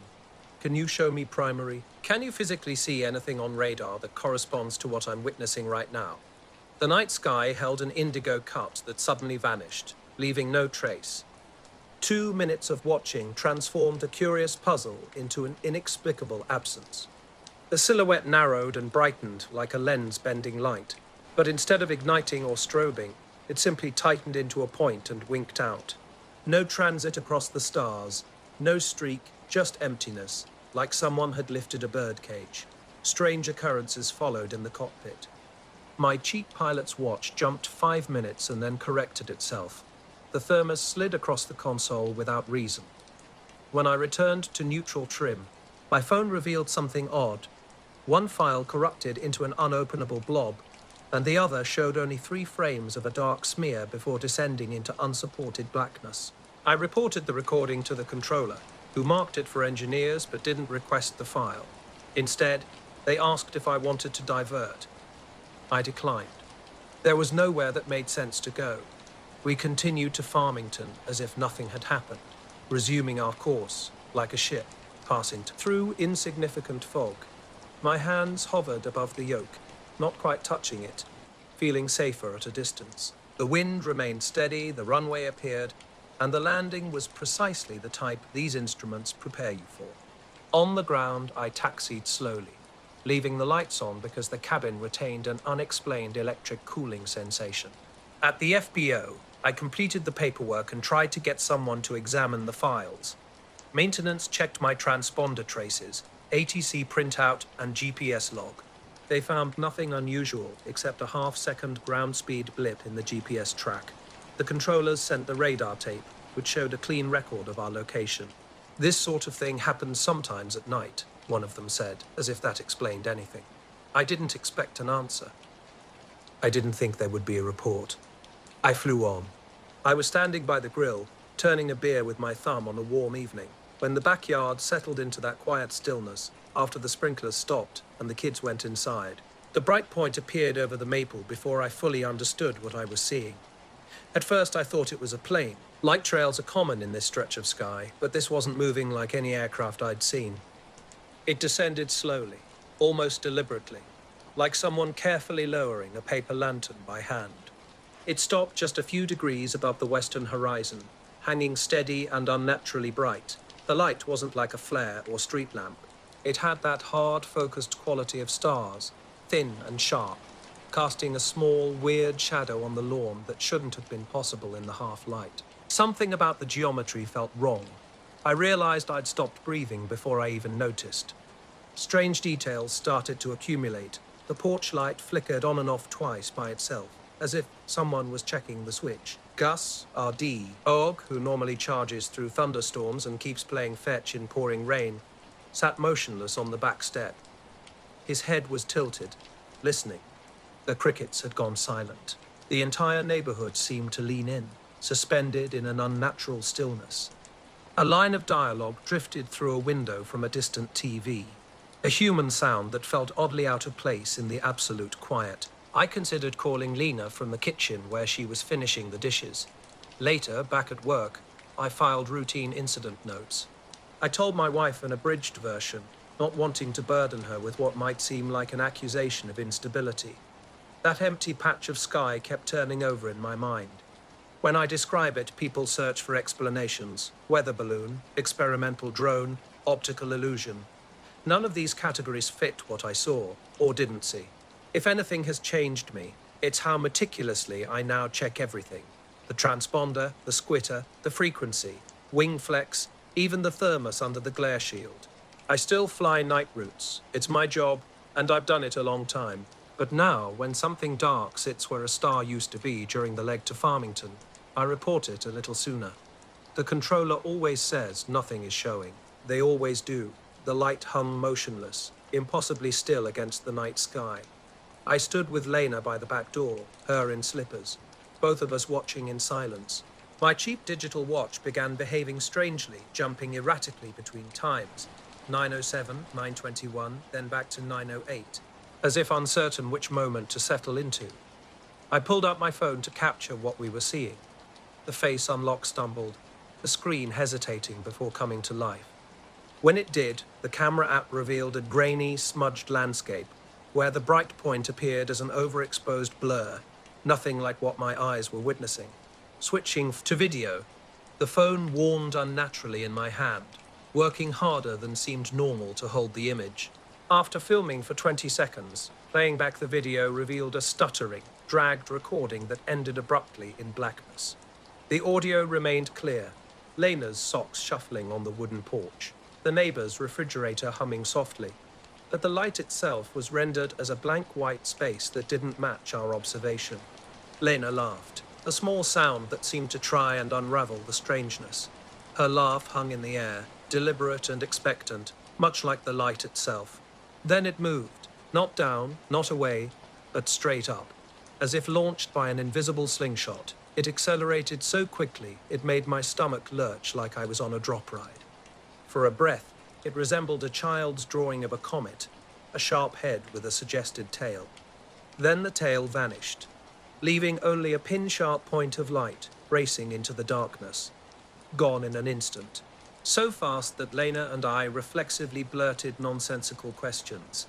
Did you see? Where did it? Neighbors' curtains shuffled as people leaned out of windows. Gus, startled, stood staring at the now empty sky, as if expecting the light to reappear. The maple's shadow returned to normal, broad and soft, like moonlight. The backyard felt strange after the light vanished. Jonah and Mira next door seemed as puzzled as we were. Jonah peeked over the fence, awkwardly listing possibilities. An airplane, a drone, maybe even a light on a fishing pole. He looked embarrassed by his own speculation. Mira stayed inside, more concerned about the time than the sky. Her cat watched from the windowsill before slipping through its door. We walked the perimeter, phone lights cutting through the darkness, calling out. But no explanation emerged. The sprinkler, which I'd turned off earlier, had mysteriously cycled again. A patch of lawn where the light had hung felt unnaturally cold, like stepping on stone chilled by ice. I knelt down, running fingers through the grass. No scorch marks, no singed stems. Just damp soil and the mechanical smell of the grill. My mind raced through rational explanations. No drones overhead, no emergency scanner calls. The airport wasn't in that direction. Satellites don't dive and shoot straight up. Something had moved with impossible precision where no known object should exist. We sat on the porch steps, staring at blank phone screens. Lena suggested a meteor. I mentioned a recent comet, our brains desperately trying to match patterns. The sky returned to normal, stars in place, a thin haze over western trees, the moon a pale coin. Gus, our dog, followed us inside but refused to enter the kitchen, sitting firmly at the door. The rational thread was unraveling, leaving only questions in its wake. He blinked slowly, ears tilted forward, watching the window like someone emerging from a dream. I locked the back door, the act feeling like a way to anchor the night in place. Lena rinsed dishes with deliberate movements, as if her actions could somehow restore order. I replayed the video repeatedly, my phone warming in my hand, its battery dropping from 90% to 80%. The file skipped, then froze. Suddenly, the screen went blue and settled on an unfamiliar face. My thumb hovered over the delete key before going slack. I couldn't tell Lena anything more useful than "it moved wrong," and that was the most honest description I could manage. Later, I fell asleep with the window cracked, night sounds filtering in. A distant highway hummed, a dog barked 2 streets away, and a passing car turned its headlights from our house. In the darkness, the memory of a hard point of light descending low and then being tugged straight up felt like an unexpected accent on the ordinary. It didn't make me fear for the house's safety. Instead, it made me feel small and observed in a way that reminded me of a stranger's knowing glance in a grocery store. Morning brought no changes. The maple stood unchanged. Jonah hammered in his garage as always, and the sprinkler timer followed its routine. Gus wanted breakfast and left the window undisturbed. I shared no details that might sound supernatural, sticking instead to concrete facts. The time, the camera's failure, the cold patch of grass. Lena said, maybe it was nothing. I wanted it to be nothing. Yet part of her continued scanning the western sky at twilight, watching for a precise star-like point to descend and then vanish upward, as if pulled by an invisible string. I drove into the mist without much thought. From 100 yards away, it hung low over the fields, like a cotton sheet draped across the road. This wasn't the typical highway fog that obscures headlights. This mist glowed from within, a pale, even light that made the wet guardrail shine like a moonstrip. The moment my car slid underneath, the radio dissolved into static.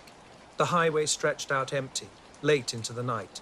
I'd stayed at the shop longer than planned, organizing cabinets and convincing myself I'd still make Sunday breakfast. A soft blue diner sign and an idling truck marked the distant exit. Mist hung low like a shoebox lid, compressing the world. Static filled the dash, and everything seemed to quiet down. I tapped the steering wheel, watching the road. At first, I thought it was just poor radio reception, typical in an old car between signal towers. But the static remained constant across every station. Something felt off. The milepost seemed to skip unnaturally. 34, then 38, then 43. The digital clock flickered 207, then 207 again. A pickup truck ahead faded from view, its tail lights vanishing like disconnected Christmas lights. A muted, constant hum lingered beneath the static. From the car or the air itself, I couldn't tell. My ears popped briefly. The mist carried a metallic scent, like wet pavement after a storm, though no rain had fallen. It swept through the car's cabin, leaving the upholstery oddly sterile. Where painted road lines met the fog, colors bled and melted into the atmosphere. Strangely, I wasn't afraid. Instead, a peculiar animal calm settled over me. The fog held me with a soft, inexplicable grip that made turning back feel wrong. I drove slower, one hand on the wheel, the other resting where morning coffee had warmed the leather. Something fundamental had shifted, though I couldn't explain how or why. The road stretched out empty, swallowing everything around me. My hands gripped the wheel with unexpected tightness, and for a moment I couldn't recall the song playing. My cheap high school watch read 2:14, but something felt off. When I checked the car clock, it showed 21:42. A small, strange discrepancy that sent a chill down my spine. 7 minutes had vanished without a trace. No memory of braking, no hint of a turn, nothing on the road to suggest anything unusual had happened. I'd noticed strange things before, a porch light that wouldn't burn out, a store sign stuck on repeat, but this felt different, more profound. My jaw felt heavy, with a lingering taste of stale coffee and a metallic smell. The phone showed no missed calls, no notifications, no evidence of any time jump. The GPS still tracked me on the same straight path home. I drove with the windows cracked, cold air rushing in, feeling unnervingly real. At the stoplight near my street, a kid on a bike rode past, singing with headphones on. The weight of the time drift hit me when I noticed his watch matched mine exactly. In that moment, I wanted to ask everyone, Aro and me, did something happen? Did you see anything? But I didn't. Instead, I drove up my driveway and killed the engine. Doing the familiar motions, turning the key, pulling the handbrake, opening the door, felt like my only anchor to reality. The radio had come back to life after a strange silence. A woman casually discussing the weather as if nothing had occurred. The soft lights of a distant diner sign and a lone farm lamp were the only markers in the darkness. Mist, static, a town line sign, fragments of memory that explained nothing. My gloved hands felt sticky, the air tasting clean and ordinary. Yet something fundamental had shifted, leaving me with more questions than answers. I stood in the doorway of the house, letting the cold nip at my nose until I could feel it again. The early sun hung pale and uninterested over the trees, casting frost on the lawn that looked like watered glass. I checked the car methodically, a ritual to reset whatever had loosened. Everything seemed normal, oil in place, tires hard, no new bumper scratches. My coffee cup remained upright in its holder. A few dark specks dotted the driver's side floor mat, though they might have been there before. The radio waited, tuned to its last station. I never told anyone about those 7 missing minutes. What would I say? A story about a low inner glow with no clear explanation seemed pointless. My sister wouldn't understand. The shop wouldn't care. So I made coffee slowly, listening to the kettle sing its familiar note. The memory played like an incomplete film reel. I could trace the edges, the mist, the static, a lingering smell, but nothing connected in the center. It was as if someone had carefully cut out a strip of film, expecting no one would notice the missing segment. In the days since, I've driven that stretch of road repeatedly, searching. People always look for reasons when so nothing inexplicable happens. Everything looked exactly the same. Farm lights unchanged, the diner with its yellowed menu, a man sweeping the sidewalk.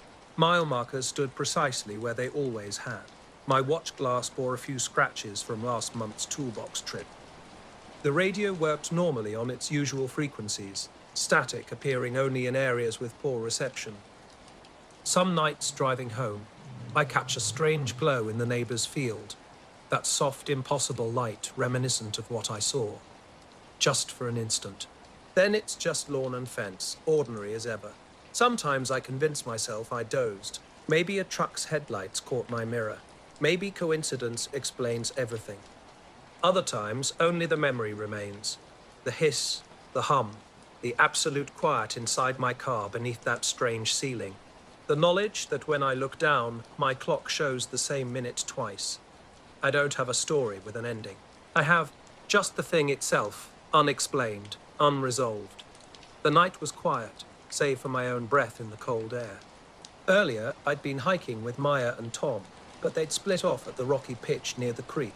My knee was giving me trouble, slowing me down on the steeper slopes. I was planning to catch up with them at the switchback, maybe stop for a bite. The lights appeared first, threading through the trees ahead. At first, I thought they might be campers with LED markers. But then, I remembered I was alone on the ridge. They moved with an eerie precision, not like human steps, but something more deliberate. 3 clustered together, then a single light pausing, followed by 4 spinning like a half-formed thought. Their glow was soft, reminiscent of candlelight through frosted glass, nothing like the harsh white of electronic lights. Strangely, they didn't reflect on the wet forest floor or the glossy tree bark. Sometimes a light would see me naggily pass through a trunk, emerging slightly offset, as if solid matter meant nothing to it.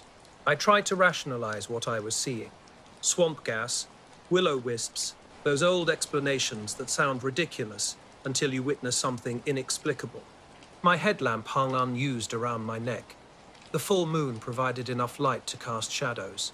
The red LED on my pack blinked dimly. The forest smelled of damp earth and pine pitch. I stopped, the way you instinctively freeze when deer cross a road. My skin registered the movement before my mind could process it.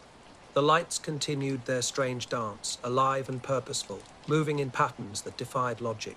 By the time I stepped onto the small trail bench, emerging from the trees, the lights were waiting. Ahead of me, beckoning. The night was thin and close, swallowing every small sound, the click of buckles, the scratch of cloth. My heartbeat rose to my throat, a loud and private sensation. Not like being watched by a person, but wider, the way a room knows you're in it. Lights threaded forward, always just out of reach, curious and cautious. Each time I thought I'd catch up, they would turn and slide away. I was maybe 50 yards behind when a breeze shifted the pines on the left side. A branch cracked below, but it was a small sound that didn't explain what I was seeing. The night had gone silent. Every bird hush, every sudden stop of night jitters when a hawk passes, had happened before these lights appeared. Crickets had thinned to nothing. I realized Maya's laugh was gone, and Tom's footsteps were absent. My headlamp sat unused against my chest, a weight of unspoken caution. I told myself to call out, to turn on the light, but sound felt final. Curiosity pulled me forward, resisting common sense. The lights reacted like animals sensing a small movement, a collective dart, a twitch, and they radically ose, not like light tied to a body, but like living points choosing their path through the air. They scattered between tree crowns, a flock of sparrows stacking and twisting. Then, sudden and silent as paper on a breeze, they stopped, hanging midair, maybe 50 feet above the trail, arranged in no recognizable pattern. Some clustered tightly like a child holding bunches of stars. Others spread out like notes on a sheet of music. They didn't flicker, they didn't sink, they didn't move at all. Moonlight washed through them, turning pine bark silver. Their glow was steady and honeyed, neither burning nor reflecting. My lungs stung from holding my breath, and fog rolled out in a white puff. Almost unconsciously, my hand went to my phone, cold to the touch. The screen lit up, 11:42, no notifications. The lights went out one by one, not all at once. Each bulb seemed to twist off like a casual blink, creating an eerie mid-air hush. My compass app spun lazily, pointing north in the wrong direction, and my watch's second hand quivered strangely. These were the small, stupid details my mind clung to, desperate to make sense of something larger. The moon and stars still hung overhead, looking ordinary enough, which made the dangling things between the branches seem even more unnatural. They blinked out gradually until only moonlight and silence remained. The ending was so immediate and mundane that I felt a sudden flash of annoyance, a feeling that quickly replaced my fear and felt more substantial. I called out, a small, stupid human sound. "Hey," I said, and the echo returned thinner than my own voice. My legs went numb as I stood there, my hands heavy as lead. I considered turning on my headlamp, walking back to camp calling Maya or Tom, but something kept me rooted. I convinced myself whatever had been there was now gone, telling myself this provided at least some cloth. Sure. Moving forward, I kicked at the soft pine needles with my boot's toe. Nothing remained. No scorch marks, no residue, no evidence that anything unusual had happened, just damp leaves and a startled beetle scurrying away. At the creek clearing, I found Maya and Tom sitting on an overturned log, their faces pale with worry. "We heard you call," Maya said. She had been near the water and thought I'd turned back. Tom's pack lay open, a map peeking out. They'd seen nothing. When I tried explaining what I'd witnessed, they shrugged in that reasonable way people do when they want to maintain normalcy. "Maybe fireflies," Tom suggested. "It might have been simpler if they'd experienced it too. There's an easy anonymity in a shared strange occurrence." But they hadn't, and his explanation felt paper thin. We hiked back in a loose, silent line, the unexplained hanging between us like mist. The trail that night was familiar, ordinary, roots, stones, a place where my boot had once slipped, leaving a scraped palm. We moved along different currents of thought. A dog barked in the distance, its sound cracking like relief. Later, in my kitchen's pale light, I scrubbed my boots and thought about the lights hanging in the trees. I searched for explanations in mundane things, reflections, pranksters, atmospheric oddities, but nothing felt right. No evidence remained. No photograph, no burned bark. Remembering the lights was like trying to recall a face glimpsed briefly in a crowd. The outline stayed, but details faded with each mental attempt. I made coffee, listening to the kettle's clicking notes, waiting to see if daylight would render the memory ordinary. It didn't. Not exactly. The memory sat like a small stone in my shoe. Always present, always noticed. 3 hours into my overnight lake shift, everything followed a simple rhythm. Line out, line in. Thermos. A cheap headlamp clipped to my cap. The water lay flat under a clear sky, the kind of night where thinking wasn't necessary. A heron cut through the quiet, landing on a distant piling. Its neck remained impossibly steady as it waited. My float bumped, and I set the hook out of habit. Nothing. The line looked unchanged when I reeled it in. Small oddities began to accumulate. My old analog watch ticked slightly off beat. A cabin light across the inlet blinked once, then stayed dark longer than seemed natural. The marsh frogs, usually loud, suddenly fell silent, their chorus thinning to a thread before stopping completely. This was the kind of silence that amplified every small sound. The oar scraping against the hull, the soft clink of my lure. Something was different, though I couldn't say exactly what. The night was quiet, just me and my fishing rod, the thermos cap giving me trouble. New and stubborn, I yanked it open, a thin steam arc rising and vanishing like a ghost. Small details started to accumulate, making me more aware of the surrounding darkness. Stars dotted the sky, clean and bright, reflected perfectly on the water's glassy surface near my boat's bow. At first I thought the odd reflection was just a ripple's trick, but then a strange patch of brightness appeared that didn't belong to any star. This wasn't a shimmer or a boat's wake. It was a precise plane of light with a straight edge, as if someone had laid a tilted metal sheet on the water to catch starlight differently. When I moved, the light moved opposite to my head, the first real sign something was wrong. My float bobbed in sync with my racing heartbeat. Standing up, my boots echoed on the boat floor. The LED headlamp created a soft cone of light, while everything beyond remained pitch black. A perfect rectangular glow hung on the water's surface, a looking glass that should have reflected sky and trees, but instead showed an almost white, unmarked plain. Water doesn't naturally hold such a straight edge. Something had to be underneath. I grabbed my cheap field binoculars, used for spotting deer and distant boats, and lifted them to my eyes. The water's mirror remained unchanged, following the plane upward, as one does when trying to understand the inexplicable. The image suddenly transformed. The brightness tilted and fractured. Against the starfield, a crisp, hard line emerged, a sharp, straight-edged angle suggesting part of something much larger. It made no sound, projected no beam. For a single breath, it simply existed, a dark wedge suspended against the stars, my binoculars trembling in my hands.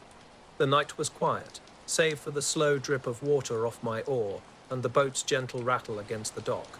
Frogs remained silent, and a heron that had been perched nearby had vanished without a trace. Through my binoculars, I saw a wedge so thin it looked like a piece of paper pinched between two fingers impossibly sharp, almost unnatural. My eyes burned from staring, creating that unsettling feeling you get when looking directly at the sun too long. When I lowered the binoculars, the sky shifted. The wedge smudged away like wet chalk erasing a line, and the water's surface split again. Stars hung exactly where they should be. I tried to rationalize what I'd seen. Exhaustion, optical illusion, a trick of reflection. Instinctively, I reached for my phone dat, modern reflex to capture something so reality can verify what memory might doubt. The camera app opened, battery icon glowing reassuringly. I snapped a picture. Nothing unusual appeared. Just ordinary stars, as if my eyes had fabricated the entire experience. A second attempt yielded the same result, a clear, reasonable sky. When I scrolled through the gallery, the photos looked standard, but for a split second, the thumbnail glitched a skipped frame that vanished as quickly as it appeared. Unsettled, I set the phone down and started the motor. The outboard engine thudded softly, pulling us towards the slip. The lake remained undisturbed, no wake trailing behind. I kept the throttle low, testing whether movement might resurrect or dispel what I'd witnessed. Nothing changed. Back on the ramp, dock boards humming beneath my boots, I secured the boat. Something felt different, as if I were wearing my own clothes, but didn't quite recognize myself. The drive home wound through pine-lined roads, a yellow center line creating a tunnel of light. My headlamps cut through the darkness, radio silent. A single text from my sister about potatoes for Sunday dinner broke the lingering silence. I pulled over on Old Mill Road, a stretch of highway with no houses, just ditches on either side, and sparse orange street lamps casting soft black spaces between them. It was late, after a double shift that had hollowed out my head with fluorescent lights and radio static. I killed the engine, but left the dash clock glowing, leaning back with my hands on the steering wheel, trying to let my mind settle. Something happened that night, something I don't easily talk about. Normally, you don't start by revealing the strange parts. Instead, you test the edges with small truths. So when I got home, I mentioned to my neighbor that the frogs seemed odd, and when they asked about the fishing, I simply said yes. Nothing about the bright plane that vanished between the stars. I keep returning to that night in my thoughts, wondering how ordinary everything was until suddenly it wasn't. My photos reveal nothing, and my thermos cap stuck for a stupid moment. I remember a shape with an impossible edge, the heron's wingbeat crossing the lake, and how the water held a patch of light like a second sky. None of it makes sense. Sleep came badly that night. At odd hours, I'd wake and reach for the headlamp, as if any light might make the dark edges behave. Sometimes I go fishing again, returning to a place where something felt lost, hoping the path might remember me. The lake remains quiet, the stars predictable, the frogs singing their usual song. Occasionally, in the kitchen window's corner, I catch what seems like a straight line against the darkness where no line should exist. I look up quickly, the way you might when hearing your name called from behind. But nothing is there. Then the ordinary things continue. I keep my binoculars in their case now, next to an old watch. Together they make a kind of sense, yet neither explains the rectangle of light that never belonged to the stars. My eyes readjusted. Humidity hung in the air, carrying scents of cut grass and exhaust. Crickets chirped steadily, a constant background noise. A few minutes passed. Far down the road, a distant headlight caught my attention. It was the kind of approaching vehicle you'd expect to simply pass by and disappear. I tracked its movement to the lamppost near the mill. Then, abruptly, the light vanished. Not gradually, but instantly, like someone had flipped a switch between light poles. The silence shifted, subtly. Crickets seemed to quiet just a fraction. Trying to calm my nerves, I reached for the stereo, turning up the radio. Static hissed underneath the silence. The digital display read 12:07. I noted the time deliberately, wanting to anchor myself, to prove I wasn't losing my mind. Every detail etched itself into my memory. The lampposts, the warm air, the leather's scent. Suddenly, the rear view mirror filled with light. This wasn't a typical headlight or sweeping beam. It was a pure, flat white, like a tiny sun had erupted inside the mirror. Softier, tea, intense, it washed everything in pale color. The glove compartment, steering wheel, even tiny scratches near the gear shifter, all went white. But when I looked through the back window, nothing was there. Just the black road, a ditch, some cattails.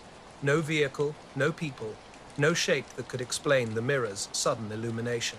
I turned slowly, almost cautiously. The angle revealed the road behind and part of the embankment. Absolutely nothing. No headlights, no source of potential glare. The street lamp cast a narrow orange cone across the pavement. Beyond that, only a black road stretching into darkness. Turning back, the mirror returned to normal, a dark rectangle showing an empty road. The dashboard clock now read 12:21. I checked my watch. 12:08. Somehow, I hadn't even closed my eyes for a full minute. The dash clock alone had leapt forward, and it was the only thing that had done it. My brain was stuck in a loop, trying to make sense of the impossible time jump from 12:07 to 12:21. I stepped out of the car onto the shoulder, gravel cold beneath my shoes. The night bit at the back of my throat. Walking to the trunk, I opened it to verify everything was in place. The gym bag and jumper remained untouched. No mud, no prints leading away except my own. The stretch of road looked mundane, almost mockingly normal. Streetlights hummed. The ditch swallowed the darkness. Nothing glowed or pulsed that might explain the mirror's strange behavior. My heart raced, that anxious flutter suggesting I might need sugar, water, or an ambulance. Returning to the driver's seat, I tried to push the moment away by doing something ordinary. The car coughed to life on the third turn, an old vehicle's mechanical reluctance betraying a lazy battery. I drove carefully, keeping to the center of the lane as if I were the only vehicle on Earth. Pulling onto the main road, kept glancing in the rearview mirror, half expecting that white patch to reappear. The mirror showed the familiar, boring sweep of the road receding, a tiny patch of street lamp orange shrinking into the darkness. The dashboard clock ticked forward normally now, no more time skips. My phone's timestamp remained steady. The radio played its boring station, clear and uninterrupted. It felt like I'd snapped some invisible string, and everything had settled back into place. Yet 14 minutes remained unaccounted for across all my devices, present only in the car's clock. Home at last, I checked everything twice. The thermostat stood untouched. The front porch light flickered on as I pushed the button, a small comfort in the strange night. The car's switch clicked with its familiar throb. I was up folding laundry when my wife asked if I wanted coffee. I said yes, and lied about taking a longer smoke break by the car. I texted a friend, dropping a line about being a tired wreck. When the world seems off, you look for small, tidy confirmations.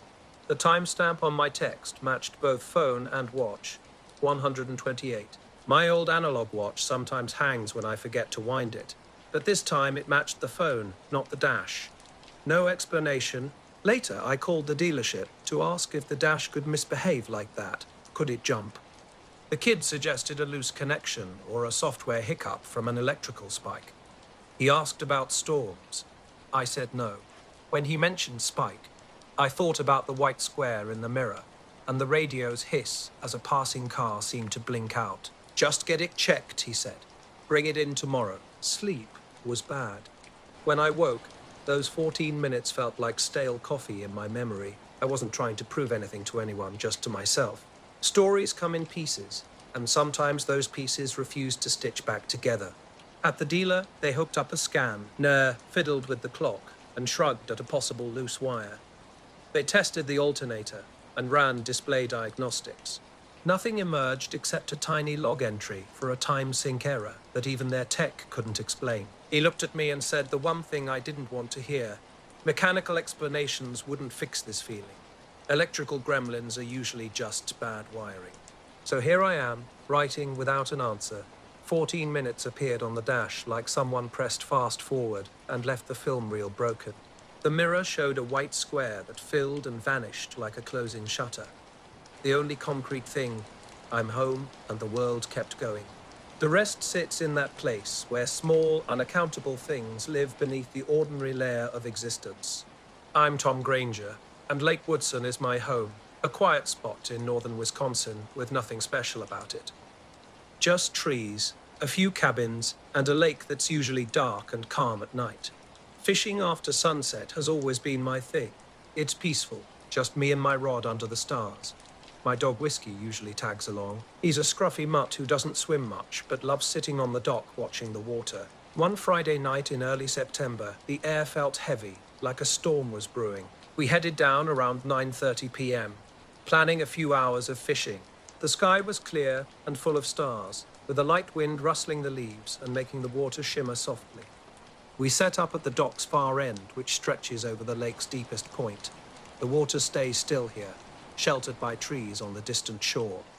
I cast my line and poured some coffee from my thermos while Whiskey curled up at my feet, eyes half closed. The night was quiet, just occasional fish splashes and distant owl calls. About an hour in, something caught my eye. A faint glow near the water's surface, maybe 30 feet from the dock.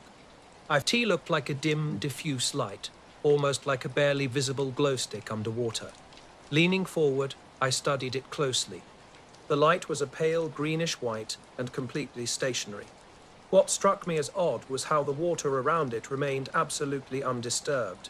Normally, anything floating would create ripples or splashes. This light seemed to hover without touching the surface at all. I started keeping my phone face up on the passenger seat after that night. Sometimes at traffic lights, I catch myself checking the rearview mirror, half expecting to see something reappear. But nothing does, and the dashboard numbers stay frustratingly normal.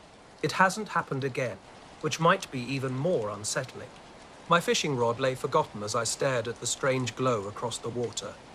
At first, I thought it might be bioluminescence or a reflection, but something felt different. My flashlight beam cut through the darkness, yet the light remained unchanged. No movement, no reaction. Whiskey tensed beside me, ears alert and focused on a single spot. Then the light began to rise.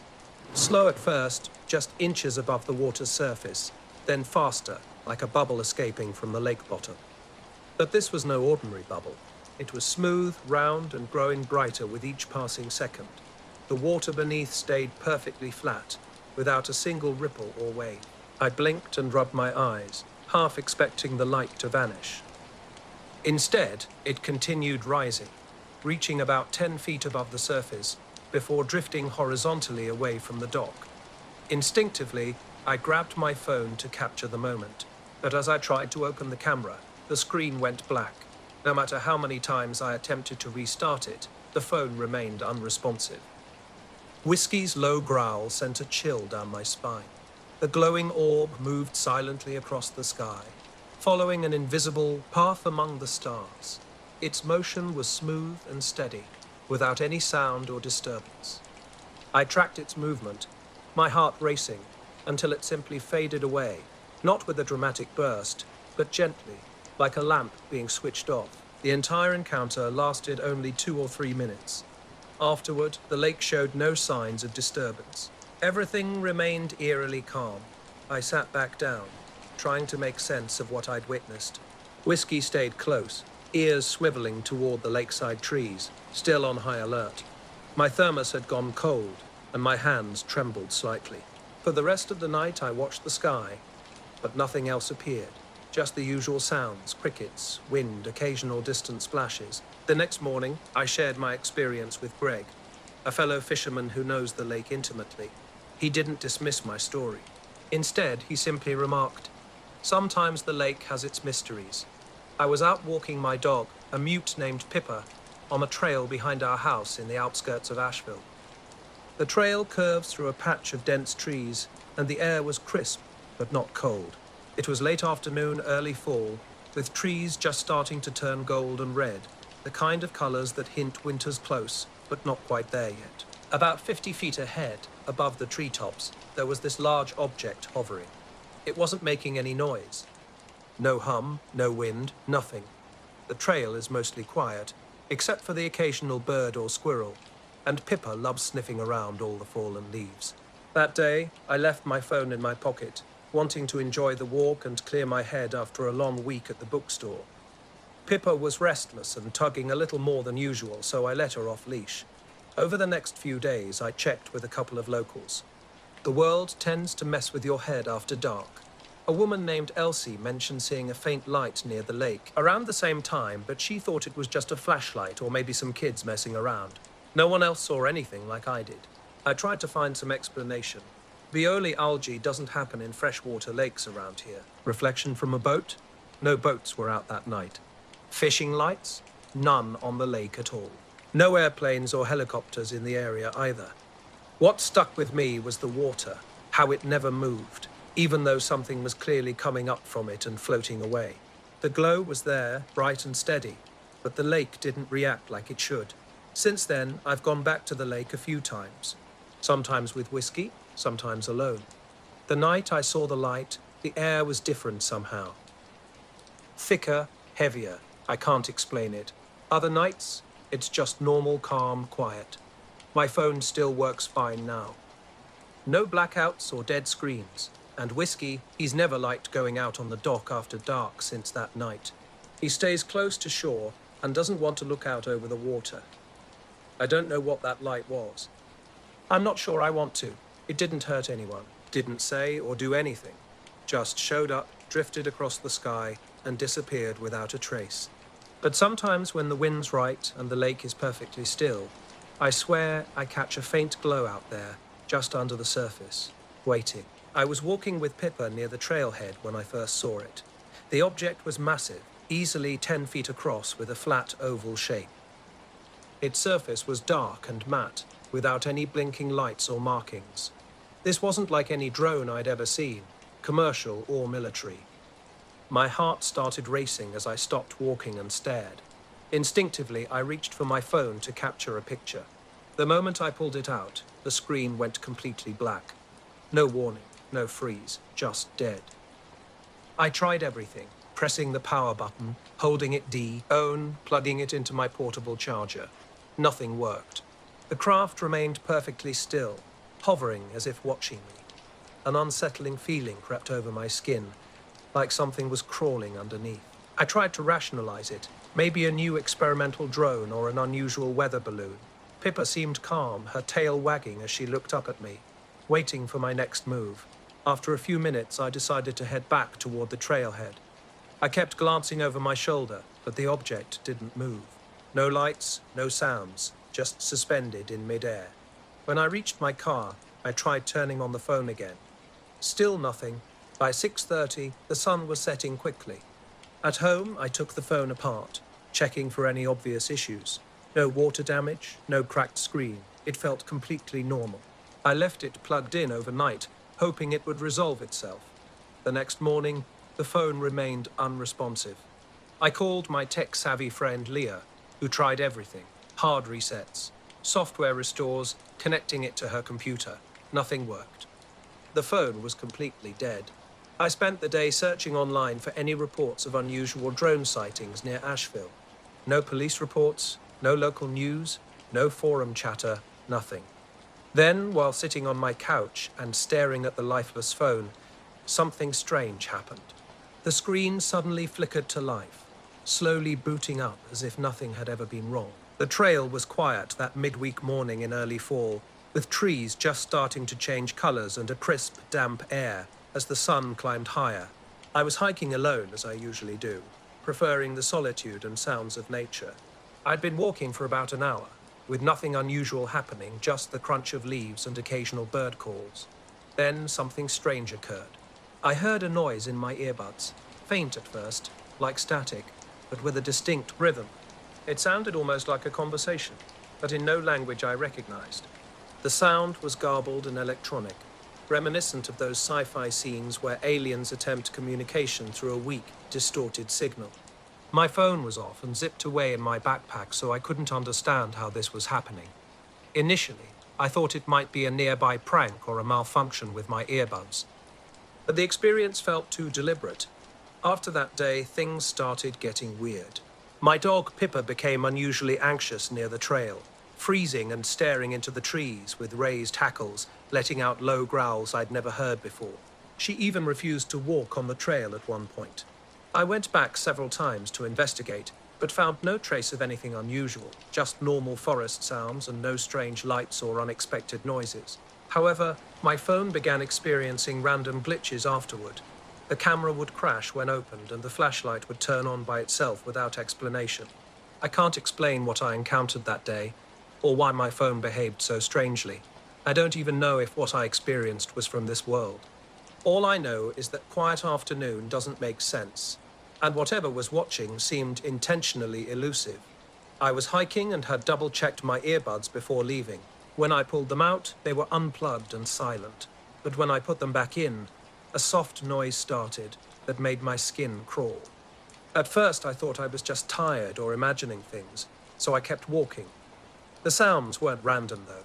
They felt deliberate, like something was trying to communicate through the earbuds. Low, rhythmic voices seemed to be talking back and forth, but not human voices. I glanced behind me, expecting to see another hiker, but the trail was empty, just trees and fading afternoon light. As I listened, the forest felt heavy. The air seemed to thicken, and I realized I was holding my breath. Suddenly, the noises stopped. Everything went quiet. No birds, no rustling leaves. Just silence. I turned slowly, scanning the trees and underbrush, but saw nothing. My heartbeat pounded in my ears. I decided to take out the earbuds completely. The moment I did, the forest seemed to come back to life. Birds started calling. Wind shook leaves down.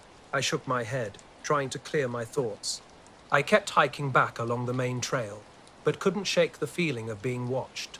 Something felt like it was following me, just out of sight. When I reached my car, the parking lot lights were flickering on in the darkness. I checked my phone. No messages, no missed calls. Nothing unusual. I don't know what that noise was or why it came through my unplugged earbuds.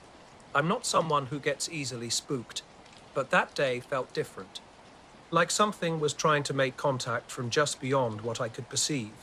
I'm not sure I want to go back to that trail alone again. Night sky photography had always been a passion of mine, but I never expected to capture something that would challenge everything I thought I knew. As a landscape photographer based in Eastport, a small coastal town in northern Maine, I'd spent countless nights setting up my camera to capture the beauty of the universe. One crisp October evening, with ocean fog lingering in the air, I positioned my camera in the side yard, pointed just past the tree line. My goal was simple: capture a time-lapse of the Milky Way, or maybe even the Northern Lights. I programmed the camera to take a photo every 10 seconds over 4 hours, then went inside to wait. The next morning, while reviewing the footage, something strange caught my eye. In the middle of the frame, a peculiar shape emerged, dark at first, almost blending with the night sky. But then it began to change. This wasn't a typical celestial object. It rotated slowly, hovering in a way that defied explanation. Initially, I rationalized it might be a drone or weather balloon, but then the colors started shifting. From deep blue to an eerie green, then to a dull orange, the shape cycled through colors no natural object should. Planets don't glow like this. No aircraft lights behave this way. I rushed outside, scanning the clear sky, but saw nothing unusual. Hoping for a rational explanation, I showed the footage to my friend Lena, a wildlife biologist with technical knowledge. Probably just a camera artifact or light reflection, she suggested, but I knew something was different. The more I studied the images, the less sense they made. Determined to understand, I set up the camera again the next night in exactly the same spot, using the same settings. What I would discover would challenge everything I thought I knew about the night sky. Luna, my border collie, mixed with sharp eyes, was restless that night. We'd been outside since late evening, the air thick with salt and pine. Around midnight, the wind shifted, bringing a low hum that could have been distant power lines or a passing plane. But something was different. Luna growled, staring toward the water. I followed her gaze and saw nothing at first. Then the camera caught it, a shape rotating in the sky, glowing with muted, pastel-like colors. When I reviewed the footage the next morning, the details got stranger. The shape's rotation seemed inconsistent, spinning both clockwise and counterclockwise. Meanwhile, the stars moved steadily eastward, as they always do. This movement didn't match any natural pattern. I started investigating. Local weather radar and flight paths revealed nothing that could explain what I'd seen. Over the next week, the phenomenon repeated. Every night, the shape appeared somewhere in the frame, sometimes near the horizon, sometimes almost overhead. Luna remained on edge during these nights. Her ears would twitch, alert to sounds beyond my perception. One evening, I decided to investigate more closely. I brought out binoculars and set up a second camera with a zoom lens, settling into the yard with Luna curled beside me. The shape appeared around 11:45 p.m., just as a fog rolled in from the harbor. Through the binoculars, it was oddly blurry, like looking through a heat haze. Colors cycled from deep green to blue to dull amber. A faint, pulsating glow seemed to breathe with an almost organic rhythm. I blinked, and the shape had subtly shifted position. No sudden movements, just a slow, deliberate drift. The zoom camera struggled to capture it, with the image distorting and pixelating around the shape's edges. An unsettling feeling crept over me, as if it was watching me just as intently as I watched it. After about 30 minutes, it drifted upward and vanished. Street lamps buzzed softly, and Luna whimpered. The next day, comparing camera timestamps revealed something else strange. The zoom lens camera was missing several minutes of footage, black frames with static sound. The main time-lapse camera kept working fine. I replayed the footage over and over, searching for something, anything. No person, drone, or balloon appeared. The shape cast no shadow on the clouds and didn't reflect light like anything familiar. Sometimes the shape vanished on overcast nights, yet I sensed something nearby, a presence that made the air feel thick with a low vibration thrumming through the ground. One cold, clear evening after a late diner shift, I stopped by the side yard to check the camera. Luna sat quietly beside me, her tail flicking. The battery pack felt warm, though it wasn't charging strange. Low on the horizon, the shape rotated slower than before. Its surface rippled like water, cycling through colors. An odd glow fell on the nearest pine trees, but nothing else. Moving closer and careful not to startle Luna, I watched a small part of the shape flicker and become momentarily transparent. I snapped a photo with my phone. When I checked the image, nothing remained, just empty blackness where the shape had been. A tight knot formed in my chest. My dreams that night were fragmented.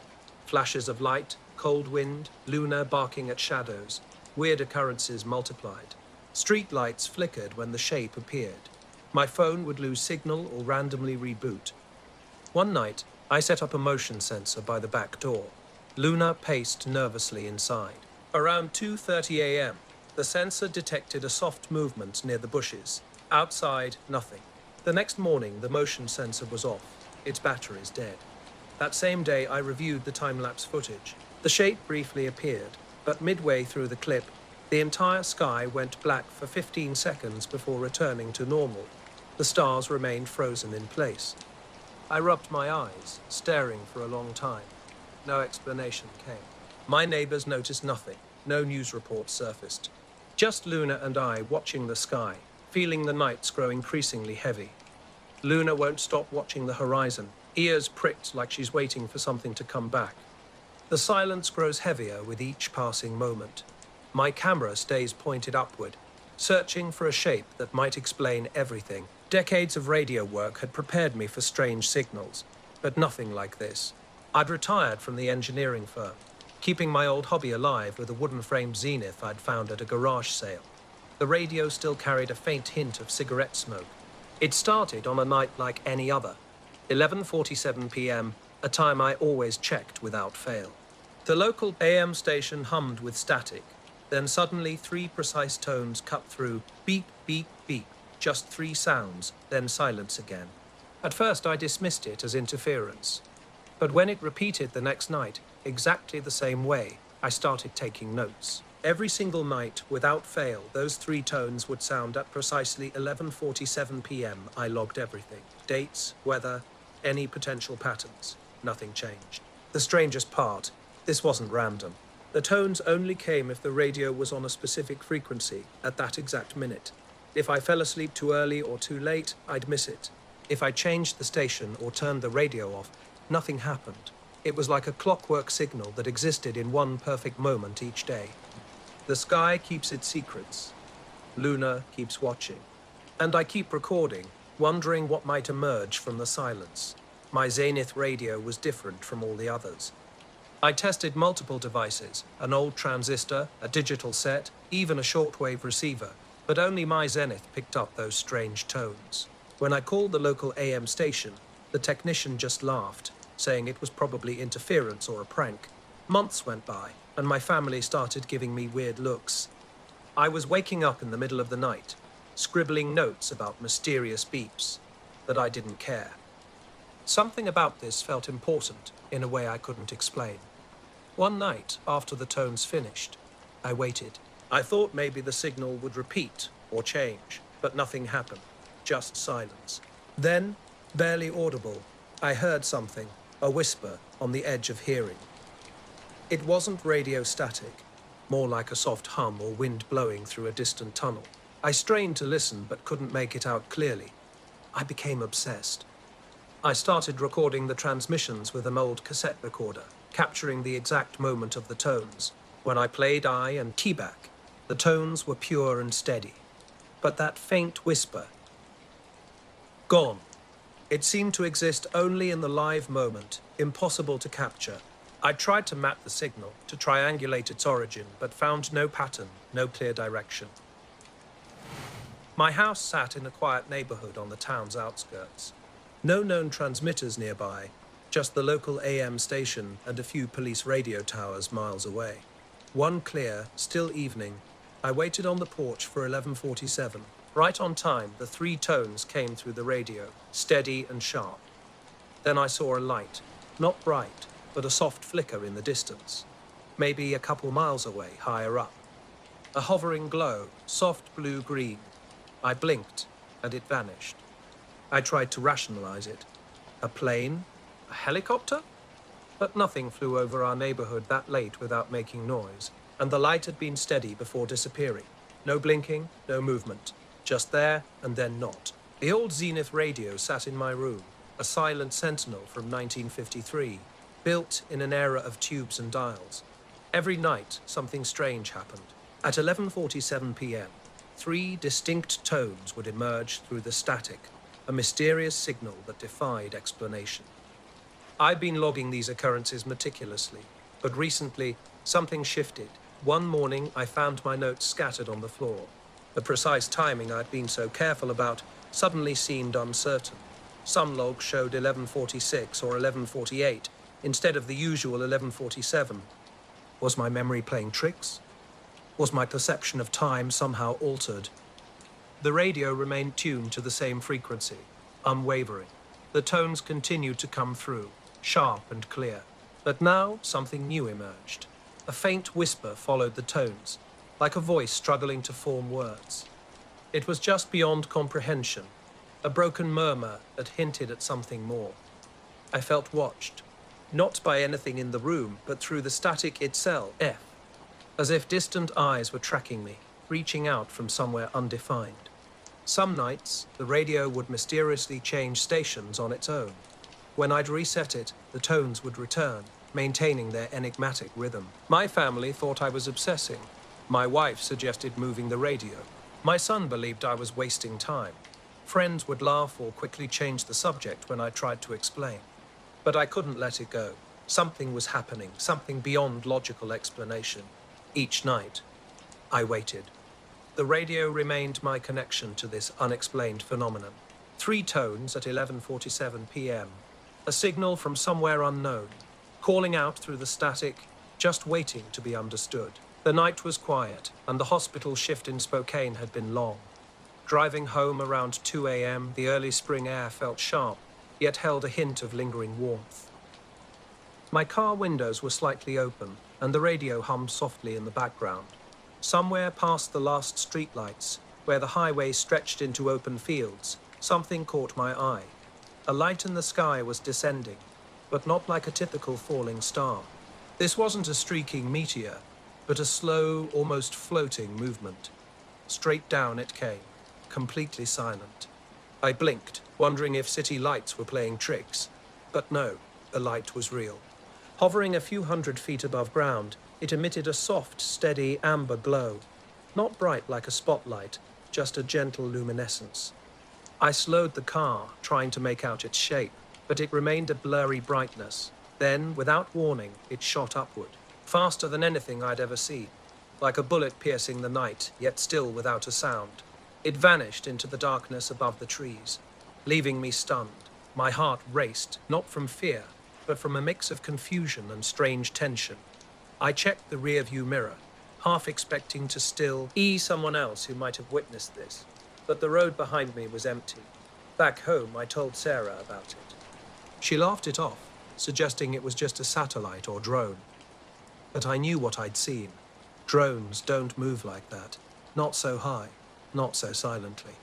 Something else was out there that night, defying explanation. Driving home those nights, I scanned the sky, searching for a repeat of what I'd seen. But everything looked ordinary. Stars twinkled their usual pattern. Traffic crawled along the same quiet roads. Yet something had changed. Small, strange details began to emerge in the days that followed. My phone became unreliable, calls dropping, screen flickering erratically. The clock radio reset itself repeatedly. Always precisely at 2 a.m., even my apartment's lights would momentarily dim, as if experiencing a quick power surge, though the building's main electricity never actually failed. Initially, I tried dismissing these occurrences. I'm not someone who gets easily unnerved. But the memory of that light kept nagging at me. Its movement was unlike anything I'd seen before. That slow descent, the eerie hover, then the sudden, sharp ascent. No nearby planes explained it. No satellite tracking apps revealed its source. The silence surrounding the event was unsettling. I considered the possibility that exhaustion from work was playing tricks on my mind. Maybe I was just imagining things after a long shift. But the memory remained vivid, refusing to fade or be rationalized away. I apologize, but it seems like the original text you wanted me to rewrite is incomplete. Could you please provide the full text you'd like me to work on? Without the complete text, I can't accurately rewrite it while maintaining its original meaning.